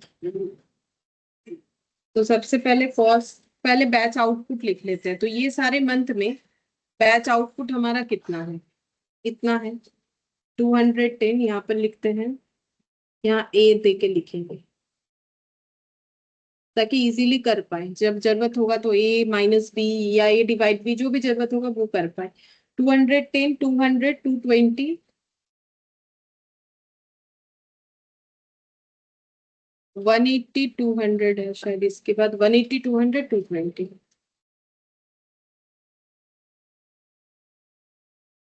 तो टोटल ये मेरा किया हुआ है, तुम देख के लिख रहे 1230। फिर बी पॉइंट में आ जाएगा सेल्स वैल्यू। तो सेल्स वैल्यू कितना करके होगा, सेल्स वैल्यू हो जाएगा बैच आउटपुट, ये कैसे लिखा है, पीस में लिखा है, ठीक है। एक बैच में 210 पीस, इसमें 200 पीस, ऐसे करके बना है। सेल्स वैल्यू कितना करके होगा देखते हैं, सेलिंग प्राइस कितना करके है। सेलिंग प्राइस हमें बता रखा है एट द रेट ऑफ 8 था शायद, ये रहा 8 पर पीस करके दिखेगा। तो 8 से मल्टीप्लाई करेंगे, तो ये ऐसे लाइन लगा दी है, फिर दूसरे कलर से लगा। तो ये मल्टीप्लाई करने से आ जाएगा 1680, ये आ जाएगा 1600, 1760, ये हो जाएगा 18 8 144, तो ये हो गया 1600, ये हो जाएगा 1760, और ये टोटल वाला हो जाएगा 9840। तो ये हम लोग का आ गया सेल्स वैल्यू। अच्छा, इसके बाद हम लोग कॉस्ट निकालते हैं, तो सी मेटेरियल कॉस्ट। तो मेटेरियल कॉस्ट कितना होगा देखते हैं, कैसे करके दिया हुआ था। मेटेरियल कॉस्ट दिया हुआ था, जस्ट देख के लिख लेना है, 650 640 680 630 700 720। तो 650 640 630, 640 के बाद 680 था, 680 630 700 720, 630 700 720। तो टोटल कितना हो जाएगा, टोटल हो जाएगा ये करने से 4020। तुम लोग चेक कर लेना, हम टोटल देख देख के कर रहे। फिर इसके बाद डी में आ जाएगा मेरा डायरेक्ट वेजेस या लेबर कॉस्ट। तो डायरेक्ट वेजेस कितना है देख लेते,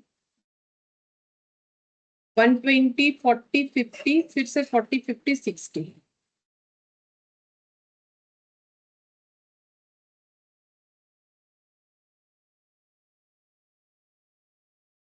टोटल करने से आ रहा है 860। अच्छा, फिर इसके बाद ऐड करेंगे ओवरहेड। ओवरहेड का खर्चा देखते हैं, तो ओवरहेड का क्या बोला है, ओवरहेड का हमें क्या करना है, ओवरहेड हमें जो है कैलकुलेट करना पड़ेगा डायरेक्ट लेबर आवर के बेसिस पे, तो वो हमें निकालना पड़ेगा। तो इसके लिए हम जगह रख देते हैं ओवरहेड। ओवरहेड के बाद और कोई खर्चा नहीं होगा। इसके बाद आ जाएगा हम लोग का टोटल कॉस्ट। तो टोटल कॉस्ट कैसे आएगा, ये सारे खर्चे को ऐड करके, मतलब सी प्लस डी प्लस ई, सी प्लस डी प्लस ई करेंगे तो हमें मिल जाएगा टोटल कॉस्ट, ठीक है। टोटल कॉस्ट आ जाएगा। उसके बाद हमें total cost per piece profit per batch, मतलब लगभग इतना जगह मुझे चाहिए होगा, तो हम यहाँ वर्किंग नोट बना लेते, working note number 1 overhead recovery rate निकालेंगे। Overhead recovery rate, overhead recovery rate कैसे निकलेगा, टोटल ओवरहेड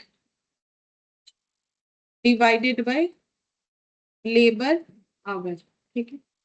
तो कैसे करके होगा, यहाँ पर हमें दे दिया था कि टोटल ओवरहेड जितना है, टोटल ओवरहेड मंथ, हर मंथ का अलग अलग है, और टोटल लेबर आवर दे दिया है हर मंथ का अलग अलग, ठीक है। तो यहाँ पर हम लोग नहीं कर सकते, ये लेबर आवर हमारे पास भले ही अवेलेबल है, बट ओवरहेड तो अवेलेबल नहीं है, इसीलिए ये वाला डेटा हमें गिवन है। तो ये बन जाएगा Jain Feb March April May जून, सबका अलग अलग बनेगा।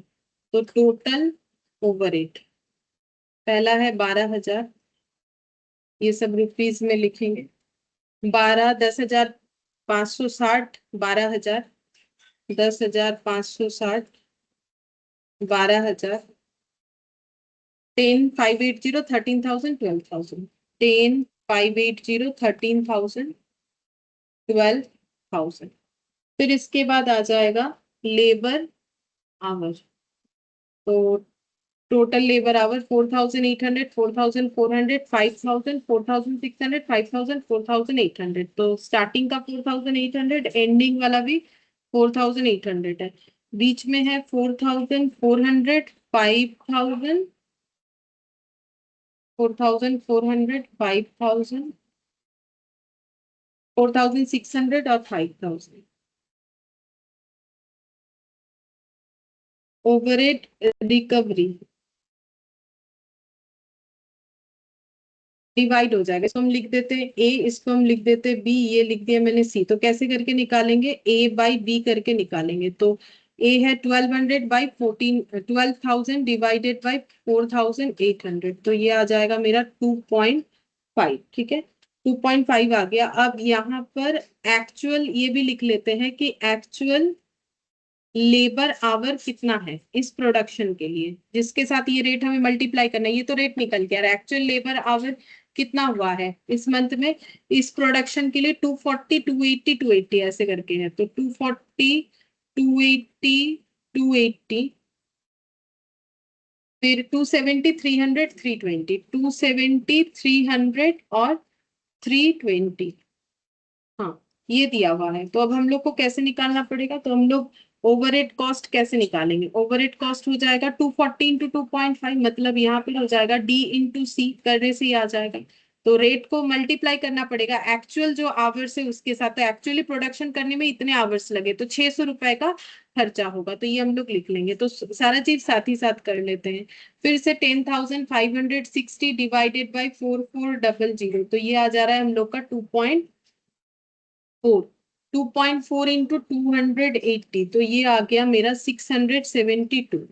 फिर 12,000 डिवाइडेड बाई 5,000, तो ये हो गया 2.4। 2.4 into 280, 672।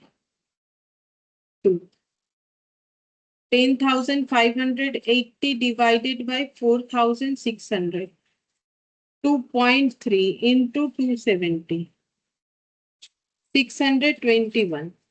13,000 divided by 5,000, 2.6 into 300, 780. 12,000 divided by 4,800, 2.5 into 320, तो ये आ जाएगा हम लोग का 800। तो मैंने एक साथ सारा चीजें लिख लिया। अब ये वर्किंग नोट को हम लोग वहां पर लिख देंगे। इसका कॉस्ट, तो कॉस्ट है हम लोग का कितना कितना आ गया, 600, 672, 672, 621, 780, 800। तो लिख लेते हैं यहाँ से वर्किंग नोट 1 बना के। 600 दो बार 672, फिर ये भी 672, 621, 780, 800, और टोटल आएगा 4145। अब ये टोटल कर लेते हैं। 650 प्लस 720, तो ये हो जाएगा 1370। 640 प्लस 140 प्लस 672, तो ये आ गया 1452। 680 प्लस 150 प्लस 672, तो ये आ गया 88।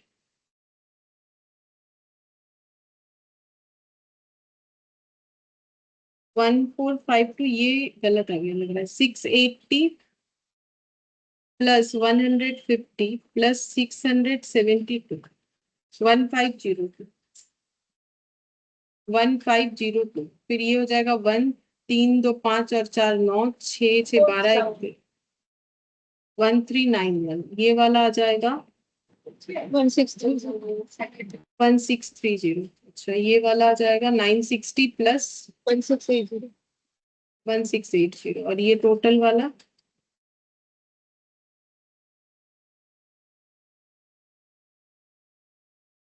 4880 9025 902। ठीक है, तो ये हम लोग का आ गया टोटल कॉस्ट।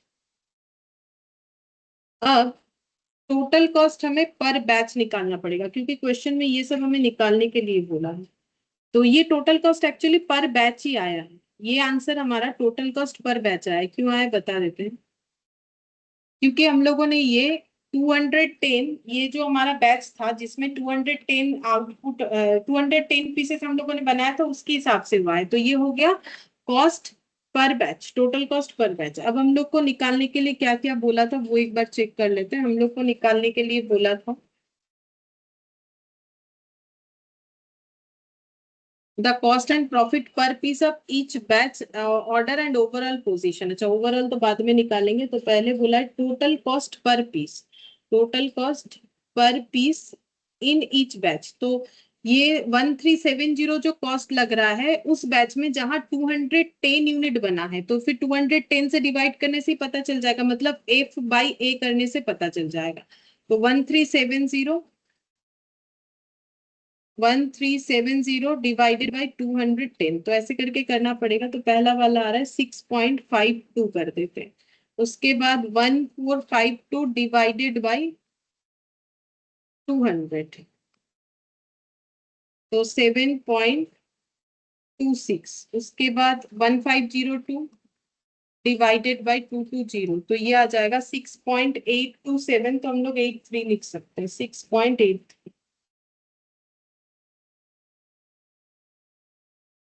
1391 डिवाइडेड बाई 180, 7.727, तो 73 कर दिए। 1630 डिवाइडेड बाई 200, 8.15। 1680 डिवाइडेड बाई 220, तो ये हो जाएगा 7.64। और ये लास्ट वाला हो जाएगा 9025 डिवाइडेड बाई 1230, 7.337, 7.34। तो ये हम लोग का आ गया पर पीसेस कॉस्ट हर एक बैच का। उसके बाद एच नंबर में हमें क्या निकालने बोला है, प्रॉफिट पर बैच, ये भी बोला है यहाँ पर, profit per piece of each batch order. अच्छा, प्रॉफिट पर पीस, तो प्रॉफिट पर बैच पहले निकालेंगे तभी ना एक एक पीस का निकालेंगे। तो प्रॉफिट पर बैच कितना होगा, सेल वैल्यू जो है बी पॉइंट पे माइनस टोटल कॉस्ट एफ, तो बी माइनस एफ करेंगे तो प्रॉफिट पर बैच पता चलेगा।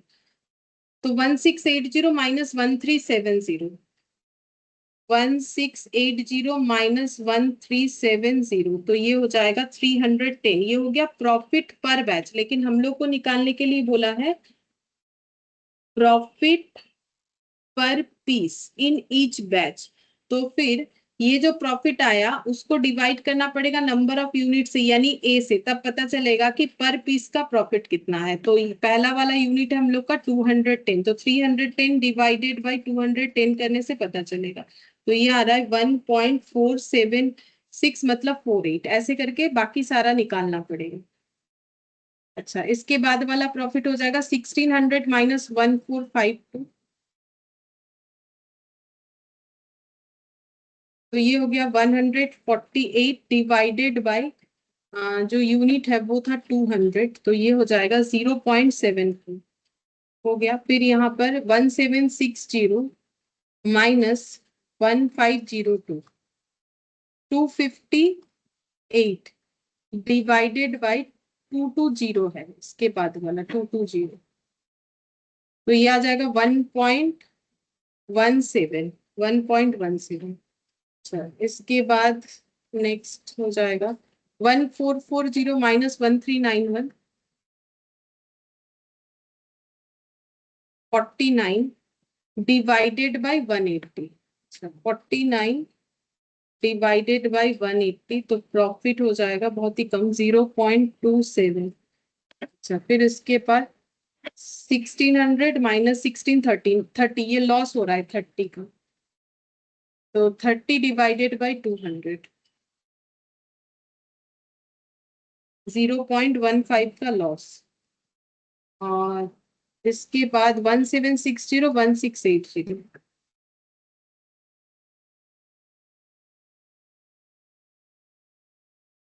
80 डिवाइडेड बाई 220, 0.36। और ये लास्ट वन है 9025 है, ये कॉस्ट है और सेल प्राइस है 9840। तो ये नेगेटिव में आने का मतलब प्रॉफिट ही होगा 815, 815 डिवाइडेड बाई टोटल यूनिट जो कि है 1230, 0.66, 0.66 ये हो जाएगा प्रॉफिट पर पीस। और इसके बाद हम लोग को और एक पॉइंट निकालने के लिए बोला है, overall position of order 1200 unit अगर ऑर्डर होता है, तो यहाँ पर ही हो जाएगा overall position of the order for 1200 unit. तो सेल्स वैल्यू हो जाएगा 8 रुपीज इंटू 1200, 8 रुपीज करके था, 1200 यूनिट का मैं अलग से ये निकाल के देने के लिए बोला था, 1200 पीसेस। तो ये हो जाएगा 9600। और कॉस्ट हो जाएगा, कॉस्ट फॉर 1200 यूनिट, 1200 इंटू कितना रेट लेंगे, कॉस्ट पर यूनिट कितना करके है, हमें ओवरऑल कॉस्ट पर यूनिट लेना पड़ेगा। तो कॉस्ट पर यूनिट हम लोग का ओवरऑल आ रहा है ये, इसीलिए मैंने टोटल वाला कॉलम बनाया है कि पर यूनिट कॉस्ट है 7.30 ओवरऑल, ठीक है, क्योंकि ये सब तो इंडिविजुअली है। तो टोटल में 7.34 एवरेज करके आ रहा है, तो वही कॉस्ट से हम लोग ये वाला निकाल सकते हैं। नहीं तो हम लोग कौन सा वाला लेंगे, ये वाला ले या फिर ये 6.52 ले, ये 7.26, तो सबका एवरेज यानी 7.34। तो 7.34 इंटू 1200 करने से कितना आएगा, ये आ जाएगा हम लोग का 8808 माइनस 9600, तो प्रॉफिट आ जाएगा 792। ये हमें निकालने के दिखाने के लिए बोला था, तो ये 792 का हम लोग का प्रॉफिट आ जाएगा। तो ये था हम लोग का 4th नंबर वाला क्वेश्चन। इसके बाद 5th नंबर है, 6th नंबर है। तो ये 5th नंबर करने के लिए हम लोगों ने जो ईओक्यू पढ़ा था वो हमें सीखना पड़ेगा, that is EBQ, economic batch quantity. EBQ, economic batch quantity. Economic का मतलब क्या था, सेम वैसा ही यहाँ पर कंसेप्ट है, चीपेस्ट। बैच मतलब quantity to be produced at a time, एक टाइम में हम लोग कितना क्वांटिटी एक बार में प्रोड्यूस कर सकते हैं। तो इसको हम लोग ईबीक्यू बोलते हैं। जैसे हमारा ये इकोनॉमिक ऑर्डर क्वांटिटी ईओक्यू में दो कॉस्ट था, यहाँ पर भी दो कॉस्ट होता है, एक होता है सेटिंग अप कॉस्ट और प्रोसेसिंग कॉस्ट, और दूसरा होता है कैरिंग कॉस्ट, या फिर इसे बोलते हैं होल्डिंग कॉस्ट। तो यहाँ पर भी क्या होता है कि हमारा बैच साइज के ऊपर डिपेंड करता है। बैच साइज जितना बड़ा होगा, बैच साइज अगर ज्यादा होगा तो सेटिंग अप कॉस्ट कम होगा, ठीक है, क्योंकि जितना कम बैच में, बैच साइज मतलब एक एक बार में अगर हम लोगों के पास 2000 यूनिट का ऑर्डर आया है, तो अगर हम लोग 2000 यूनिट को दो बार में बना सकते हैं, तो हमारा बैच साइज कम हुआ दो बार में, तो सेटिंग अप कॉस्ट कम होगा और कैरिंग कॉस्ट ज्यादा होगा, ठीक है। और बैच साइज अगर कम हुआ तो सेटिंग अप कॉस्ट ज्यादा होगा और कैरिंग कॉस्ट कम होगा, क्योंकि बैच साइज अगर छोटा होगा तो कम कम प्रोडक्शन होगा, तो रखने का खर्चा कम, बट बार बार बनाने के लिए प्रोडक्शन का खर्चा ज्यादा हो जाएगा, ठीक है। तो ये ईबीक्यू का फॉर्मूला कैसे होगा, ईबीक्यू का फॉर्मूला ऐसे ही होगा, 2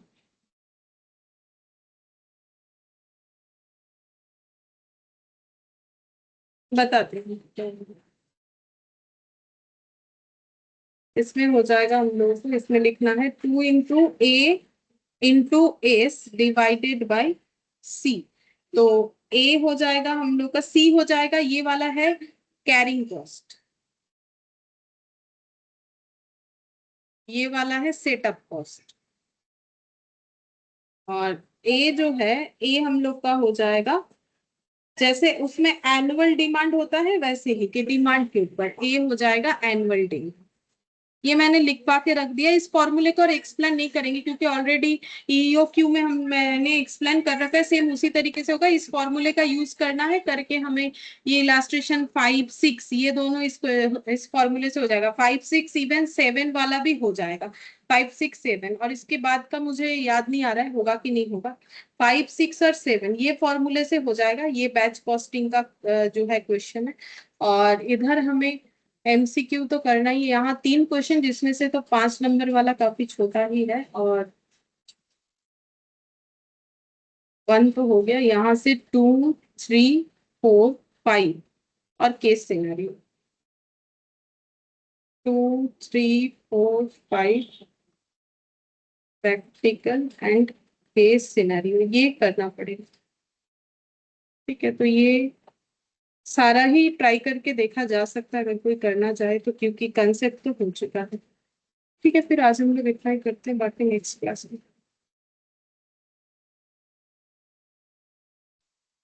थैंक यू मैम।